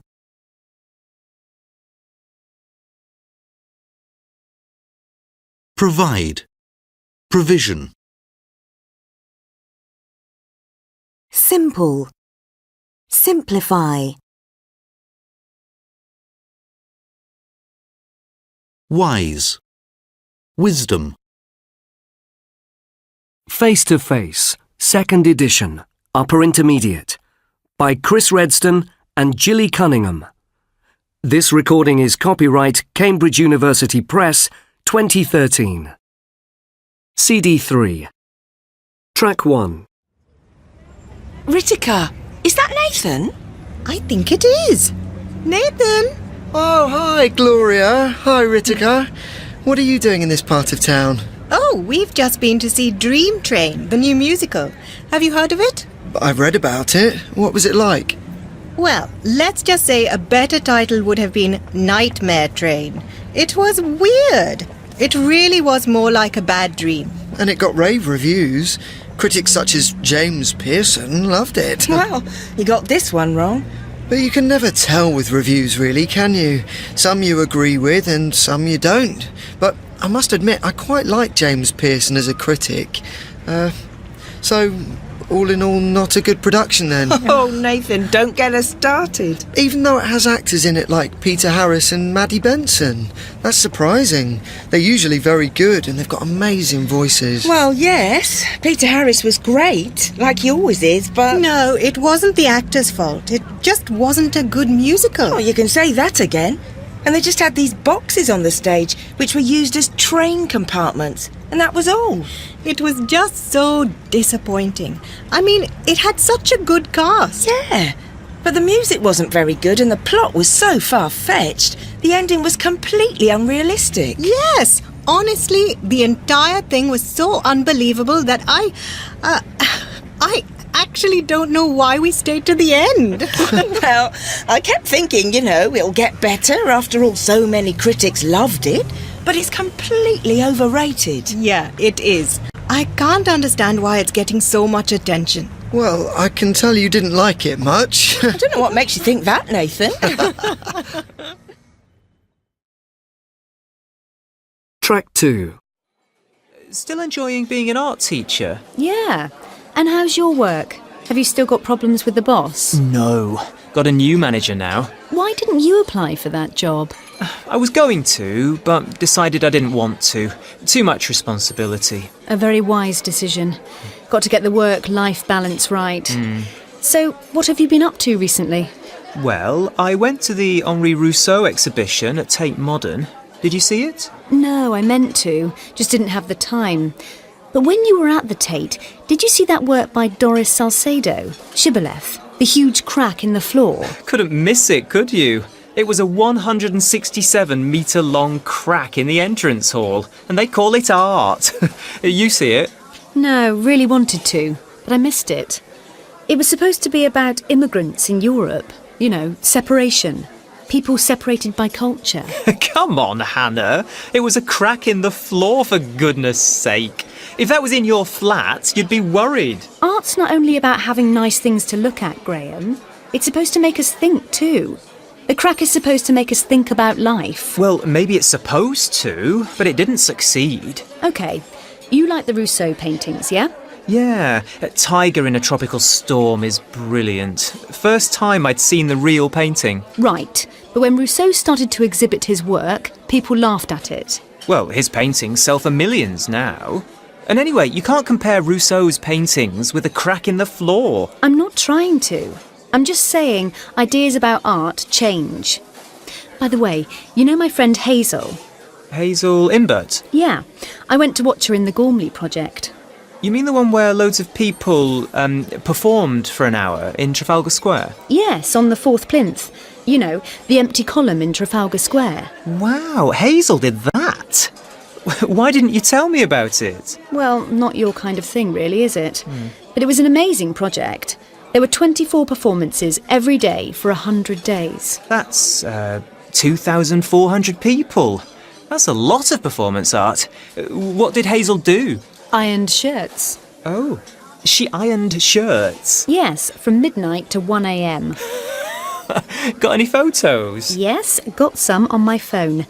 And you can see the video of it on YouTube. Here's a good photo. Wow, amazing. I couldn't do anything like that. I'd be so scared. It takes a lot of courage to do something like that in front of all those people. Oh, sorry, I missed it. Track 3. Ah, there you are, Chloe. I've been looking for you. Hi, Tina. Any luck with my printer? No, it's dead, I'm afraid. I'll put in a request for a new one. Meanwhile, use the one in reception. Right.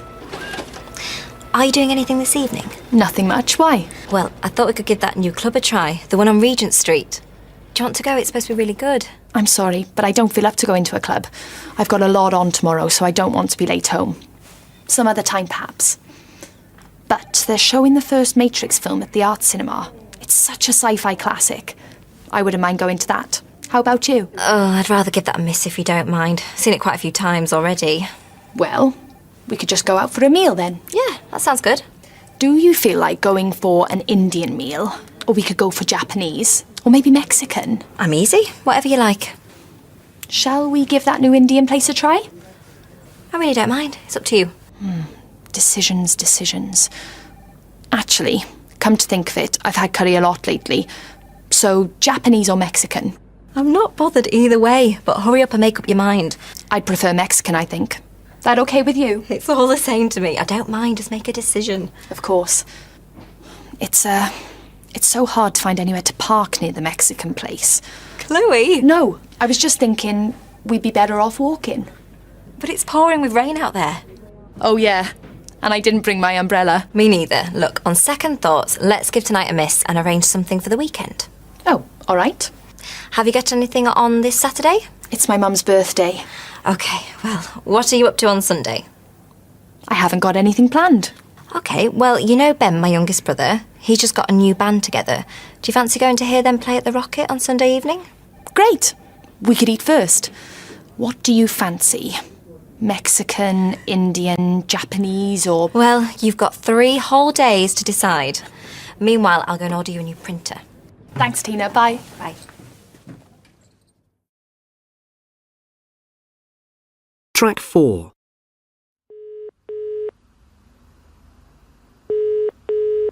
Hi, Ben. Hi, Penny. Look, have you got anything on this Sunday? Not much. Why? Do you fancy coming to see my new band? Sure. What time? It starts at 8. Oh, no. I can't. I'm having dinner with my parents. Don't worry, that's okay. Some other time, perhaps? Well, we're playing there again later in the month. Yes, well, I'll definitely come next time. Great. So, what are you up to today? Nothing much. Do you want to do something? Well, I wouldn't mind going to see The Matrix. How about you? Yes, I'd like to see that again. What time's it on? It's on at 5 o'clock and 8:20. Oh, which do you prefer? I don't mind which one we go to. It's up to you. Let's go to the later one. OK, 8:20's fine. Do you feel like having something to eat first? Sure. What kind of food do you fancy? I'm easy. Whatever you like. Track 5. 20th. Diet. Accessories. Niece. Efficient. Die. Track 6. E. Niece.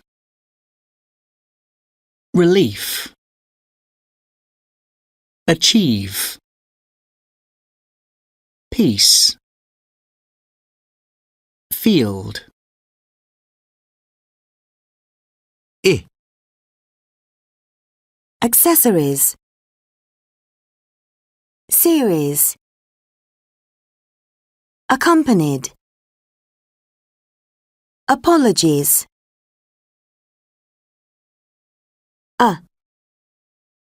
Efficient. Ancient. Conscience. Impatient. Ear. 20th. Convenient. Fierce. Experience. I. Die. Pie. Lie. Ire. Diet. Anxiety. Science. Society. Track 7. Charlotte. When I bought this flat, it was in a terrible state, so the first thing I did was decorate all the rooms. In fact, I'm getting better at doing DIY. Yesterday, I put up some new tiles in the kitchen myself.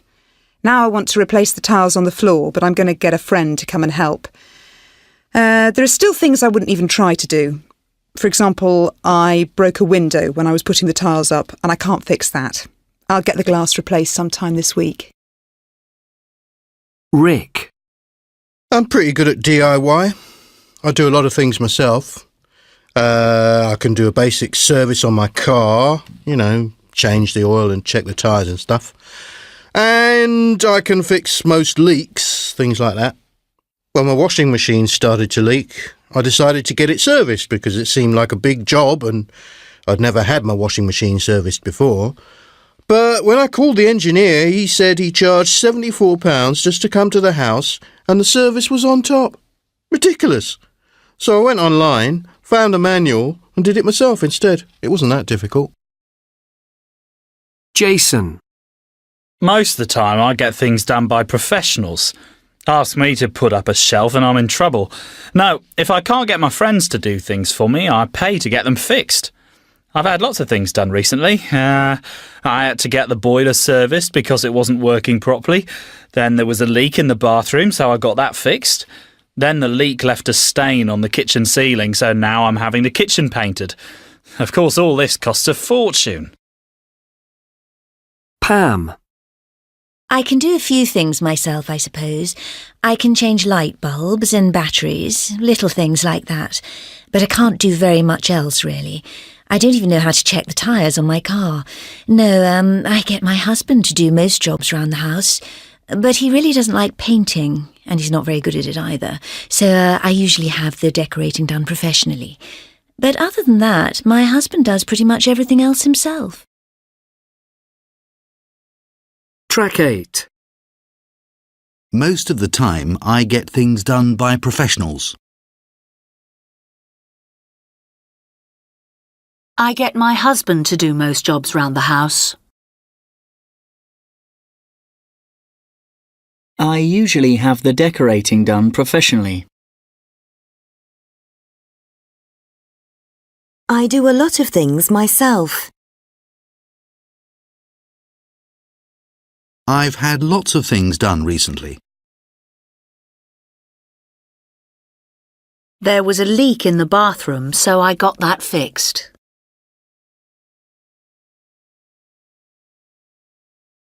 Now I'm having the kitchen painted. I'd never had my washing machine serviced before. I'll get the glass replaced sometime this week. Track 9. I think all children should help in the home, but every other parent I know complains that they get no help from their kids. None of their kids will help with housework, but my 2 sons will do almost anything I ask them to do. They even take our 2 dogs for a walk every evening, and because neither my husband nor I get home before 6 p.m., both of the boys will make themselves something to eat. And if either of them stay out late, they always let us know so that we don't worry. I tell everyone how great the boys are, but no one can quite believe just how much they do to help. All of my friends who have kids are extremely jealous. Track 10. Yes, I love to curl up in bed with a good book. What are you reading at the moment, Polly? A book called Why Men Lie and Women Cry. Any good? Yes. Yes, it's not bad. You haven't read it, have you? I have read it, actually. I bet you didn't agree with any of it. You're wrong. I did agree with it. Well, some of it, anyway. I am surprised. Didn't think men read things like that. Ooh, that's a bit sexist, Naomi. It isn't sexist, it's a fact. You know, men don't usually read that stuff. Well, I did. Basically, it just says that if men and women want to live together successfully, they need to understand each other better. Not rocket science, is it? Understand what? Oh, things like how men drive women crazy. How? Well, problem solving, for one thing. Apparently, men like to sort out their own problems. They only talk about problems when they want solutions. That's true. But women talk about the same problems over and over again. That's definitely true. It's because we just want sympathy, Matt. But men think they have to give us solutions. And when we don't accept their solutions, they stop listening. Men do that all the time. No, we don't. Of course you do. It's classic. Well, maybe we get listening fatigue. Like the book says, you women use 3 times as many words in a day as we do. You can't say that, Matt. Yes, I can. When you get back from work, you just want to talk. But I've used up all my words for the day. I just want to sit in front of the TV. With the remote? Yeah, but you still have, about 4,000 or 5,000 words left to say. Oh, no, I don't. That's a myth. And anyway, you never listen to me. I do listen to you. And there's another thing. Women exaggerate. Meaning? What Polly just said. You never listen to me. I'm listening now, aren't I? But men exaggerate too. No, they don't. They do? They go on about how powerful their car is, how gorgeous their latest girlfriend is. That's exaggerating. But that's about facts. Women exaggerate about emotional stuff. They say things like, I'll never speak to you again, or you never think about other people. But Matt, I never said... things like that. See? Exaggerating. So, you 2 newlyweds, how is married life anyway? Oh, couldn't be better. Oh, yes, it could.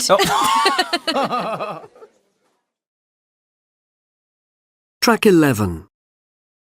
I bet you didn't agree with any of it. You're wrong. I did agree with it. Men do that all the time. No, we don't. You can't say that, Matt. Yes, I can. Track 12. 1. You haven't read it, have you? I have read it, actually.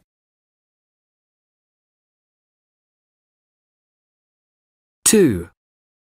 Ooh, that's a bit sexist, Naomi. It isn't sexist, it's a fact.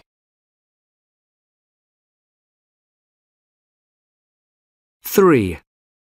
Yeah, but you still have, about 4,000 or 5,000 words left to say. No, I don't.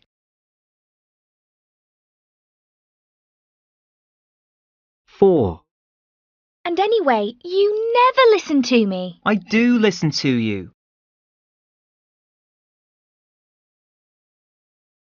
5. But men exaggerate too. No, they don't.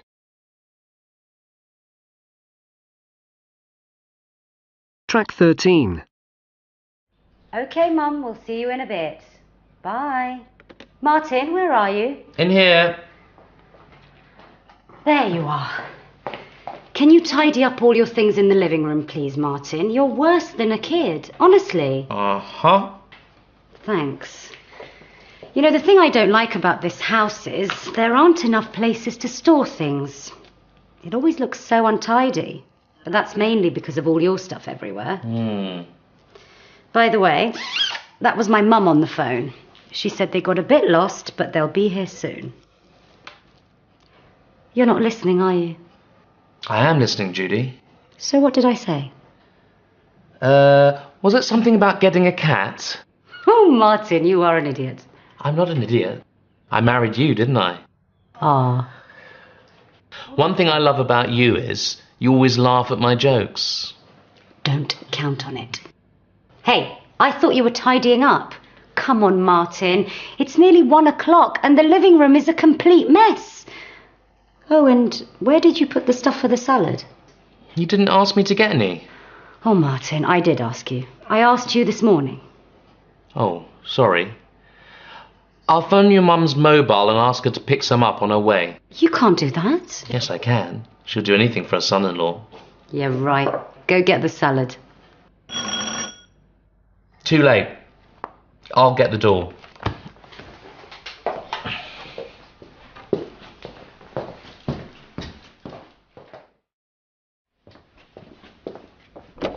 Come in, come in. Hello.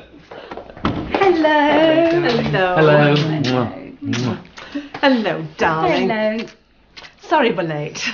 The thing that amazes me about your mother is she still can't read a map. Well, one thing that annoys me about you, love, is you never give me time to look at a map. I don't know why you don't get a sat-nav. Your dad doesn't believe in them. He thinks everyone should be able to read maps. Well, you're here now. Let me take your coats. Thanks. Martin, salad. You don't want salad, do you, Val? Martin, you do want salad, don't you, Mum? Okay, back in a moment. So where's my lovely grandson? Oh, Jack's gone to football practice. He'll be back about 4. Oh, good. So we will see him before we go.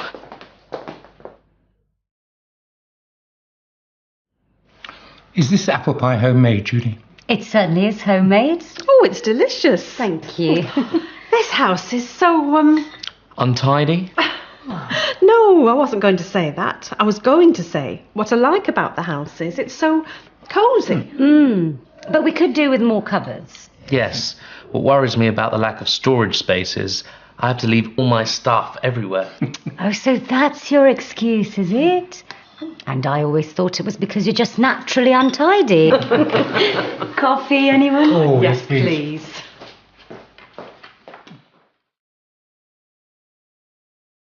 Track 14. There aren't enough places to store things.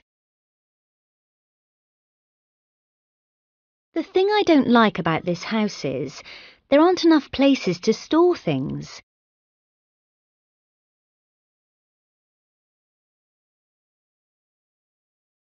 You always laugh at my jokes.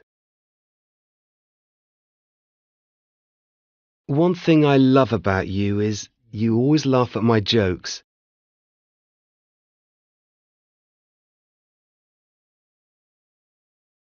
She still can't read a map.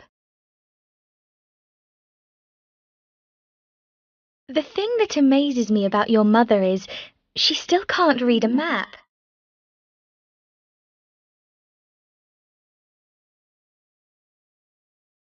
You never give me time to look at a map. One thing that annoys me about you is you never give me time to look at a map.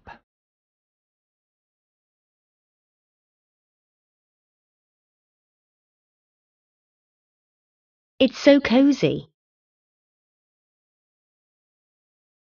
What I like about the house is it's so cosy.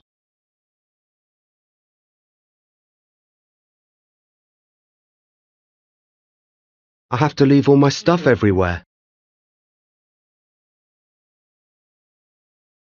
What worries me about the lack of storage space is I have to leave all my stuff everywhere.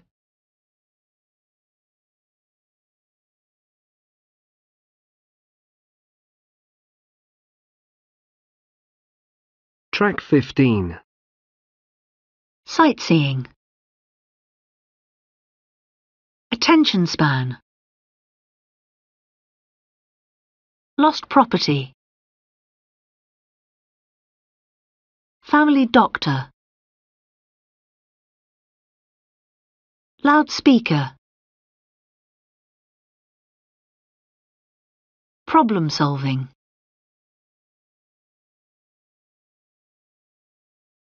Track 16.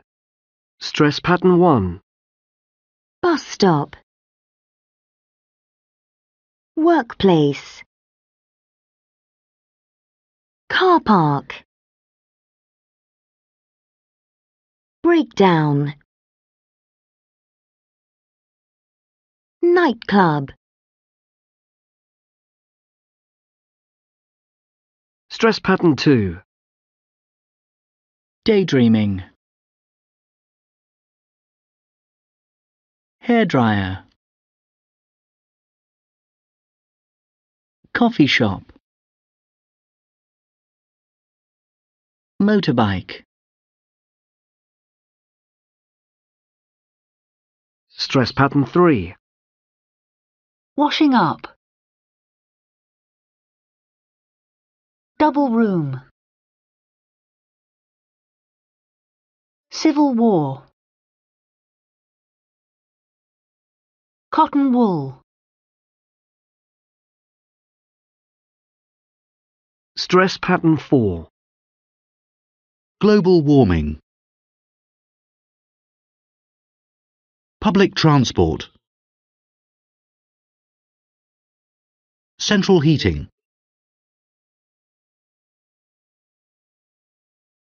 Track 17.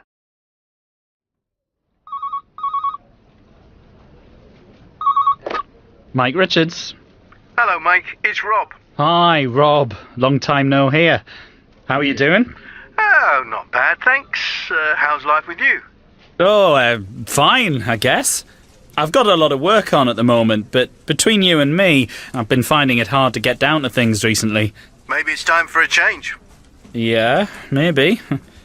So, is this just a social call, or, Well, not exactly. I'd like to talk to you about a new project I'm working on. Really? What kind of project? I'd prefer to tell you face to face, if that's okay. Sure. When? The sooner the better, if possible. What about tomorrow? Are you free for lunch? Let me check. Oh, sorry, I'm having lunch with my boss tomorrow. I can't really get out of that. No, of course not. Okay, how about sometime in the morning? I could get to your office by 10:30. Sorry, I'll be interviewing people for our graduate trainee programme then. Actually, that'll probably take up the whole morning. Okay, what about the afternoon, say 4 o'clock? No, sorry, I'll be in the middle of a meeting at 4. Then I've got 2 more meetings I have to go to. Maybe I could meet you in the evening. Sorry, I can't do the evening. I've got to stay at home and look after the kids. Oh, okay. Well, how about Wednesday morning? Say 11. No, I'll be on my way to Southampton at 11. I'm giving a talk at a conference there. Well, Southampton's not far from me. Maybe I could meet you there. Okay, that might work. What time would suit you? Well, I'll have arrived by lunchtime. But then I have to have lunch with some clients. You are on the go all the time, aren't you? So, what time's your talk? It starts at 2, so I'll have finished giving the talk by 3:30, but then I'll have to chat to lots of people. You know what conferences are like. Well, how about I buy you dinner? Yeah, fine. I'm staying in a hotel that night anyway and going straight to work the next morning. Great. Should we say 7:30? Yes, fine. Let me know where you're staying and I'll pick you up. Will do. Rob? Yeah? What's this all about? Tell you on Wednesday. See you then. Bye. Track 18. 1. I'll have gone home by then. 2. We'll be waiting outside the cinema at 7. Track 19. 1. She'll have moved out by the end of the week. She'll have moved out by the end of the week. 2. I bet he'll be watching TV when we get there. I bet he'll be watching TV when we get there. 3. At 8 o'clock he'll be driving to work. At 8 o'clock he'll be driving to work. 4. We won't have seen everything by then. We won't have seen everything by then. 5. They'll have got home by the time we arrive. They'll have got home by the time we arrive. 6. This time next week, I'll be lying on a beach. This time next week, I'll be lying on a beach. Track 20. Oh, that was a hard day. It's good to be home. So how did the conference go? Did they like your talk? Yes, I think so. Nobody walked out anyway. Well, that's good. So, you said that you had something interesting to tell me. Yeah. I had dinner with Rob last night. Yes, you said. How's he doing? Well, he's working freelance now. Magazine articles, that sort of thing. But Rob told me that he was planning to set up his own business. Really? What kind of business? He wants to open a coffee shop, you know, with sofas, newspapers, good music, healthy food, Wi-Fi, somewhere you can really relax. Whereabouts? In Brighton. Oh, right. Yeah, he said he'd been looking for a good location since August, and now he reckons he's found the perfect place. And where's that? Between the seafront and the lanes. You know, that nice old shopping area. That's a good spot. Lots of tourists and students. Yeah, that's what I thought. And here's the thing. Rob asked me if I wanted to go into business with him. But you've got a job. Yeah, but he'd do all the work. You know, run the coffee shop and all that. So why does he need you? He's looking for someone to invest in the business. He said he could raise half of the money, and he wanted to know whether I could come up with the other half. How much exactly? 25,000. What? Where on earth are we going to get that kind of money? Well, we've got 10,000 saved up, and we could, we'll take out a bank loan for the rest. Oh, I'm not sure, darling. It's a huge risk. Well, I asked how long it would take for the business to make a profit. He thought about 6 months, maybe less. Does Rob know anything about setting up a business? I think so. Look, he's given me a copy of his business plan. We can go through it together this evening if you like. Okay. Anyway, he asked me to meet him in Brighton on Saturday. Mike, I'm really not sure about this. I'm just going to talk to him, that's all. Have you discussed this with anyone at work? No. Rob told me not to talk to anyone else about it. Except you, of course. Okay. But promise that you'll discuss this with me before you do anything. Of course I will. So, how was your day? Track 21. Hello? Hello? Daisy? It's me. Hi, where are you? I'm still in Brighton. Rob's just left. He told me to say hello to you. Thanks. So, how did the meeting go? Very well, actually. First, Rob asked me what I thought of his business plan. Well, you thought it was good, didn't you? Yes, I was very impressed, actually. He told me that the plan had already been approved by the bank, the one he wants to borrow £25,000 from. Oh, right. And he said that he'd been talking to an interior designer, you know, to redo the inside of the shop. It's a restaurant at the moment. Yes, you told me. Also, he wanted to know if I'd help with the advertising, which, of course, I'd be happy to do. Right. So, what do you think? Well, it looks like an excellent investment. But of course I told him I couldn't say yes or no until I talked to you. Sounds like you want to go ahead with it. Well, to be honest, I think it would be crazy not to. Oh, and I said I'd be talking to the bank on Tuesday. You know, about the loan. That shouldn't be a problem though, should it? No, I don't think so. I asked Rob when he needed a decision by, and he said by next weekend. Really? That soon? Yes. Apparently he's not the only person trying to buy the place. I asked him if he was talking to any other investors and he said no. So it's up to us, really. Well, if you're sure, then let's just do it. It's only money after all.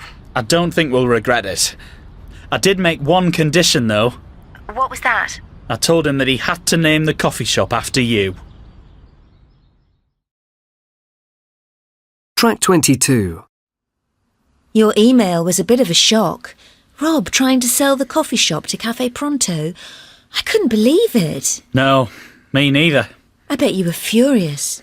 You could say that, yes. I've calmed down a bit now, though.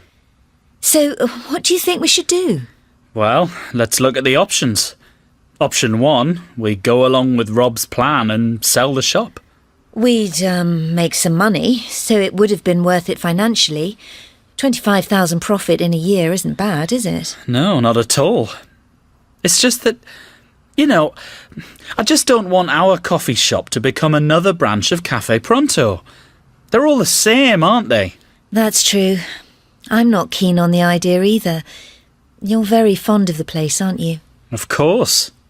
I know we don't go there very often, but think of all that work we did getting it ready. How could I forget it? All the cleaning and painting and stuff we did with Rob. I quite enjoyed that, actually. Yes, me too. So, what's option 2? We could just refuse to sell. Rob wouldn't be able to sell without our agreement. But he said he'd shut down the coffee shop if we did that. Yes, but I don't think he will. He still needs the money, doesn't he? What else is he going to do? I don't know, but he did sound pretty fed up with working there. OK, so that's probably not a good idea.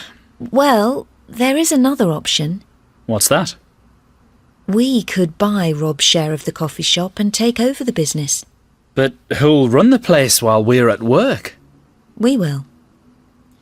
I could quit my job, and you're always saying how much you hate working for that management consultancy. I don't hate it exactly. Yes, you do. You're always going on about how bored you are there and how you can't wait to leave. Yeah, well, OK. But where will we get the money from? Well, we can, sell the house and move to Brighton. It's probably worth twice what we paid for it anyway, and we'll easily be able to buy Rob's share of the business with the profit. And what if Rob doesn't agree? Oh, he will. He's only in it for the money now. You said so yourself. Well, it could work. Definitely. Well, I really do need a change, and the coffee shop is making money. As they say, you only live once. Absolutely. OK, let's do it. And who knows, maybe in a few years we'll be running our own chain of coffee shops. Yes, and then Daisies can start buying branches of Cafe Pronto. Track 23. Hello everyone, thanks for coming. Firstly, I'd like to welcome Roger Evans, the new product manager for Go. Roger, this is Amanda, the account executive for this product, and she'll be handling the launch. You've already spoken to each other on the phone, I think. Yes, we have. Hello, Amanda. Nice to meet you finally. You too. And this is Colin, our creative director. Nice to meet you, Colin. And you? Right, let's see what ideas we have for the Go campaign. Amanda? Well, one thing we could do is use viral marketing. You know, trying to get the customers to advertise the product for us themselves by telling all their friends about it on the internet, etc. That sounds like a good idea. Colin? Well, it's worth a try. When it works, it's very effective. OK, so that's one idea. Amanda, what about the press campaign?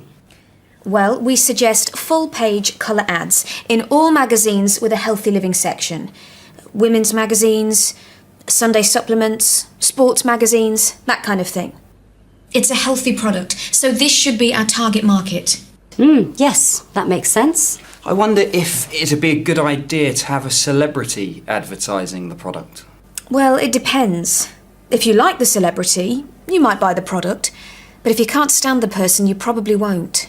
So what you're saying is that the wrong celebrity could actually damage the campaign? Yes, I think so. Colin, what do you think? Personally, I'd rather we didn't use a celebrity. For one thing, you never know what the media might find out about their private lives in the future. Then where would we be? OK, maybe we should avoid using celebrities. Am I right in thinking that we're not planning a TV ad at this point? Probably not, no. The main problem with TV ads is that they're incredibly expensive, and our budget isn't very big. Are you saying that we won't be advertising Go on TV at all? Not initially, no. I'm not sure that's such a good idea. We need to have some kind of TV ad, I think. I'll see what I can do about increasing the budget. I know. Why don't we give away free samples of Go to commuters in the morning? Yes, that could work.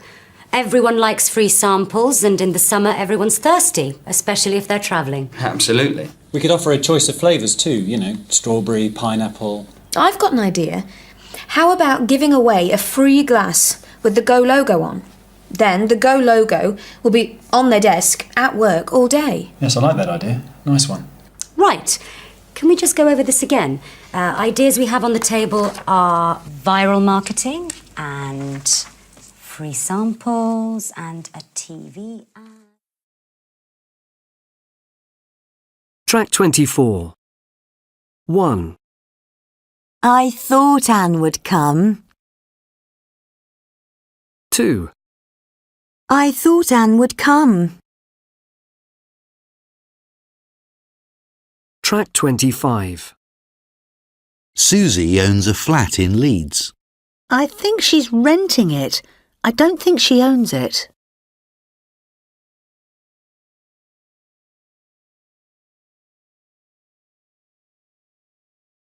Susie owns a flat in Leeds.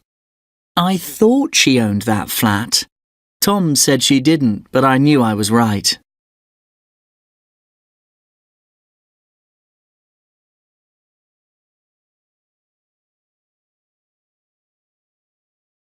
Susie owns a flat in Leeds. James owns that flat. You're thinking of the wrong person.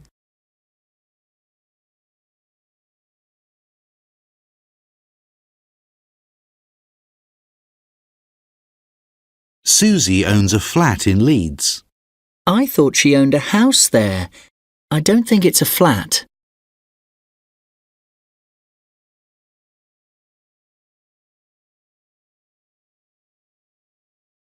Susie owns a flat in Leeds. I think the flat's in Bradford.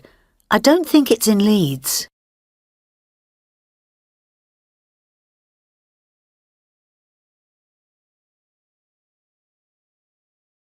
Track 26. Morning, Louise. Want some breakfast? No, thanks. What's up? You seem a bit stressed out. Yeah, I can't find my mobile. It might be in the bathroom. That's where you usually leave it. No, it's not there. I've looked. Oh, it really bugs me when I lose things. It costs 400 quid as well. Did you, have you tried calling the number? Yeah, of course. But it must be switched off. Just puts me straight through to voicemail. Right. Oh, I've looked everywhere. It's not here. Maybe I lost it last night. Or someone could have taken it from your bag. Oh, no, I hope not. Hey, don't panic. It's bound to be around here somewhere. But someone might be using it to phone Australia. Oh, chill out, Louise. Let's just try and work out where you left it. Then you can call and cancel it if you need to. Yeah, good idea.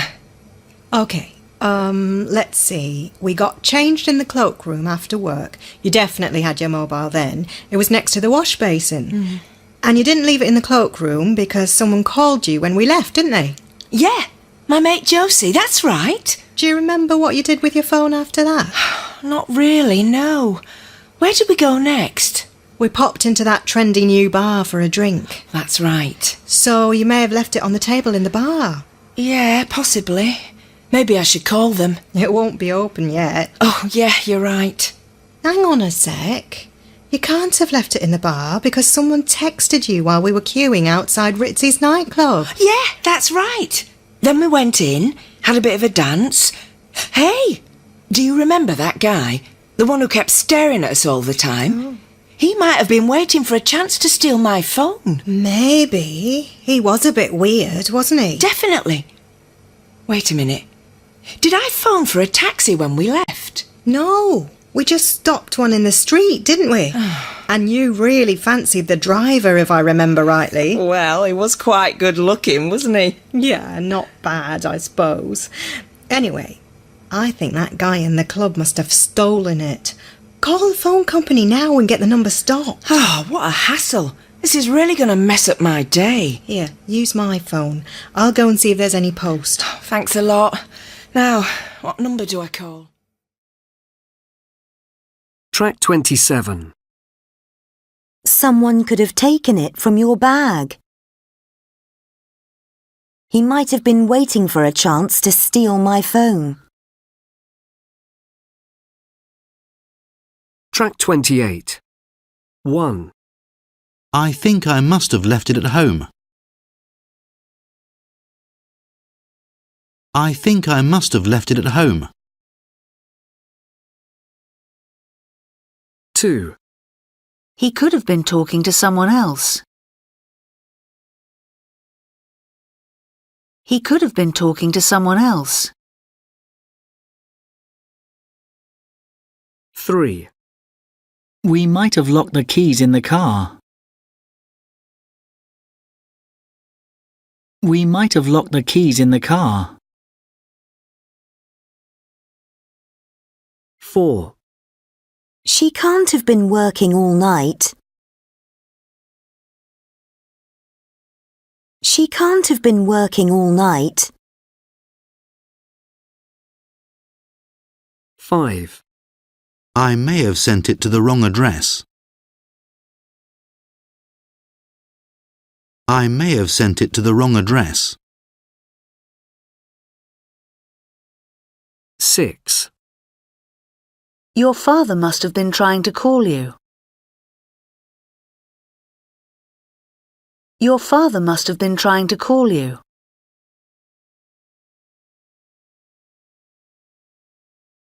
Track 29. Now, what number do I call? Try the internet. The phone company might have a number on their website. Oh, good idea. Any interesting post? Yes, a postcard from my cousin. He's travelling around South America for a year. He must be having a good time. Yes, he is. Hey, look at this envelope. There's no name or address on it. Let me see. That's weird. Someone must have delivered it by hand. Who do you think it could be from? Well, it can't be from my parents. They're in France. Wow! Look! It's my mobile! Great! I guess someone must have found it. Have a look inside the envelope again. Whoever found it might have written a note or something. Oh, yes. Oh, there is a note. It says, Louise, you left this in the back of my cab last night. Give me a call sometime. Here's my mobile number. Patrick. Oh, wow. How interesting. Patrick must be that taxi driver you fancied. So, are you going to call him? Maybe. If I don't lose my phone again first. Track 30. He could have chosen to leave his money to his children.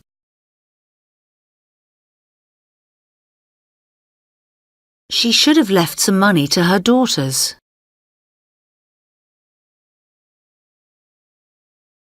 Many people would have reacted differently. She needn't have given it all away.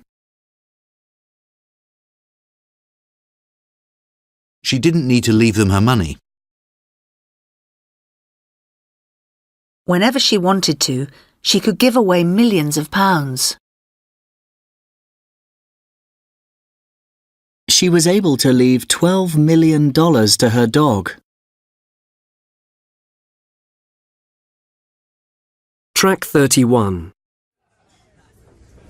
Hi, Chris. Oh, hi, Laura. Good day at work? Yeah, not bad, thanks. Is Mark here yet? Yes, he's just getting us some drinks. Oh, hi, Chris. Hi. Here you go. Oh, thanks. Cheers. Cheers. So, Laura, how How are you settling into your new flat? Not very well, actually. I think it's haunted. Haunted? You're pulling my leg. No, I'm serious. But you live in a 2-bedroom flat in South London, not a castle in Transylvania. That's vampires, not ghosts, you idiot. And anyway, there's no reason why her flat can't be haunted. Oh, so you believe in ghosts too, do you? Well, maybe. You can't say for certain they don't exist. So tell us about your ghost, Laura. Does it, wear a white sheet and go woo? No, it's nothing like that. But I knew something was wrong as soon as I moved in. No wonder the previous owners were so keen to sell. What do you mean, wrong?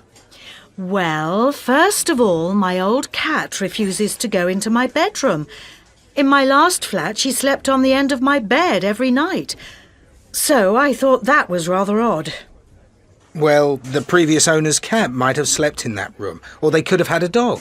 They didn't have a cat or a dog. Anyway, the other night, while I was lying in bed reading, I heard footsteps outside my room. Could have been the people next door, perhaps. No, it can't have been them. They're away at the moment. Anyway, I went and had a look, but there was nobody there. And then one night, I saw it, or rather her. Wow. What did she look like? She was, let's see, she was about 40, dressed in clothes from the 50s, I'd say, and she was just standing there staring at me.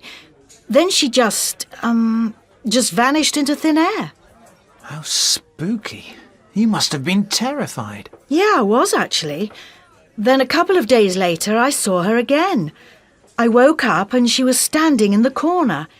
She was holding her hands out like this, as though she was asking for help. I don't think she's the one who should be asking for help, Laura. Leave her alone, Mark.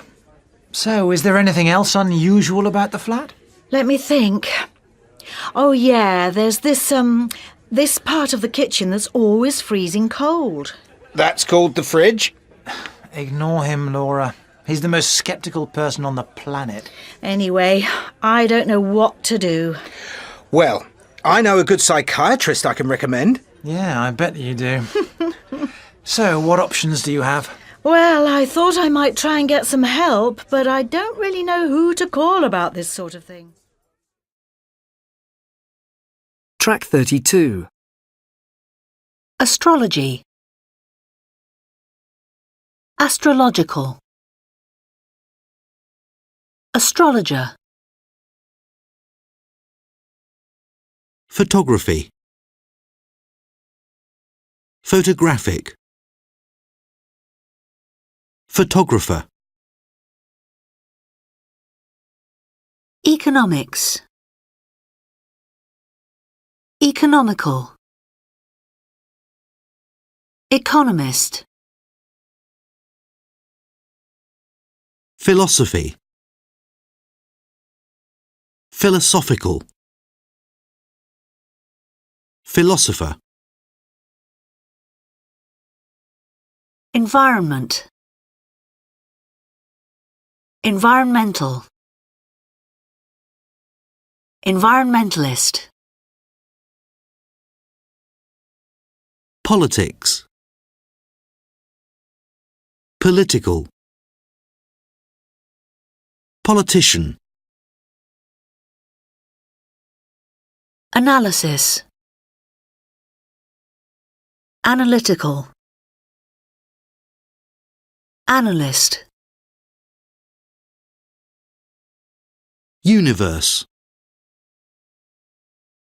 Universal. Universally. Track 33. 1. What astrological sign are you? I don't know. I don't believe in astrology. 2. Anne's studying politics, but she doesn't want to be a politician. No, I think she wants to be a political analyst. 3. I want to take some really good photographs for an environmental campaign.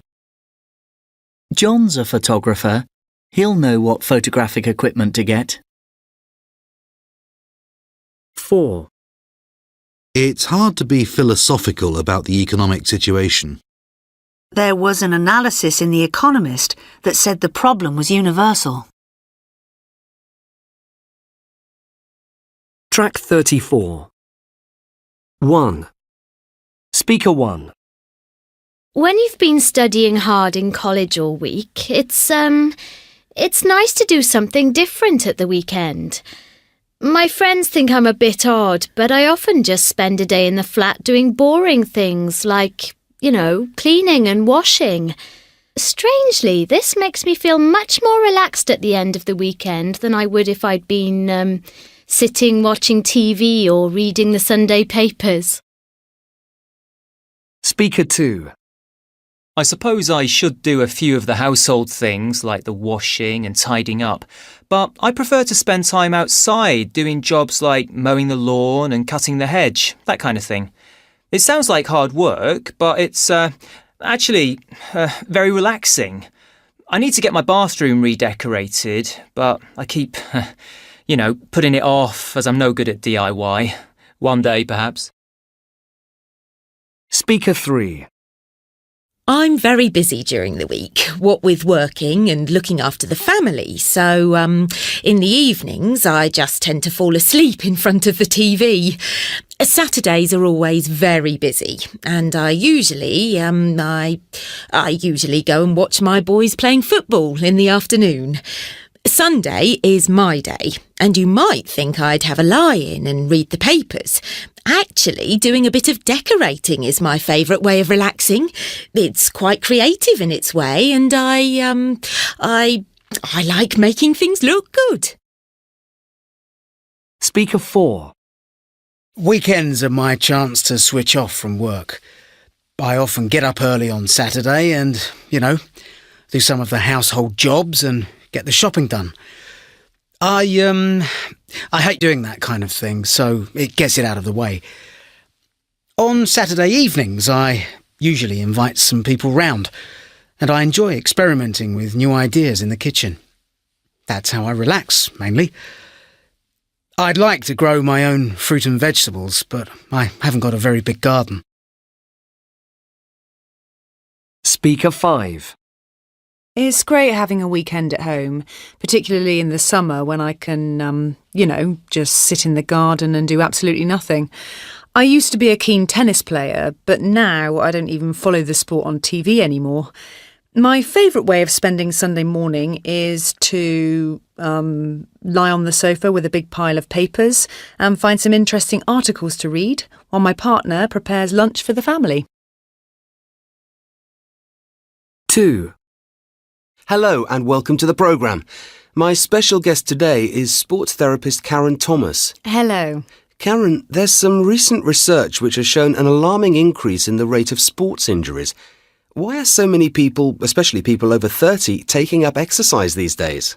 Well, of course, a lot of people in that age group are not new to exercise. They've been doing sports since childhood, and a lot of them play for local teams and sports clubs. But many others are having a go for the first time because they want to keep their weight down and just generally keep fitter. Possibly because they've got older relatives with serious health problems and, they want to avoid getting those problems themselves. And who's likely to get more sports injuries? People who are new to exercise or people who've been training for many years? You're expecting me to say the ones who've just started, aren't you? But actually, people who are used to exercising are actually more likely to have problems because they don't always remember that you have to look after your body. It's just a case of being sensible. There's no need to hire a personal trainer or buy a lot of expensive equipment or anything like that. The injuries that you see in the course of your professional life, how do people get them? Oh, all kinds of ways. For instance, quite a few ankle and knee injuries result from running. I'm not saying don't go running, but you shouldn't. It's not a good idea to run without doing a warm-up or some strengthening exercises first. So should we be worried about the increase in sports injuries? Well, we can't ignore it. But remember, most of the people I see have aches and pains and back problems because they never take any exercise. So we do need to take a balanced view about this. What about having the right footwear? How important is that? Very. Don't just, rush out to the nearest high street shop and get the first fashionable pair of trainers you see. Try to find a specialist shop where the staff are well trained and professional and know which shoe will be best for people with particular needs. And you don't have to get the most expensive pair in the shop either. Many mid-price trainers are just as good. My last question, Karen. What sort of exercise do you recommend for someone like me who's never really done anything sporty since school? Well, I would say whether you live in the country or the city, you can't beat getting out on the footpaths. Not jogging, not for a beginner, just getting those legs moving. Stepping out at a good pace for 30 minutes 3 times a week will do you more good than any number of hours sweating it out in the gym, in my opinion. Right. I'd better get exercising then. Thank you very much for coming in today, Karen. My pleasure.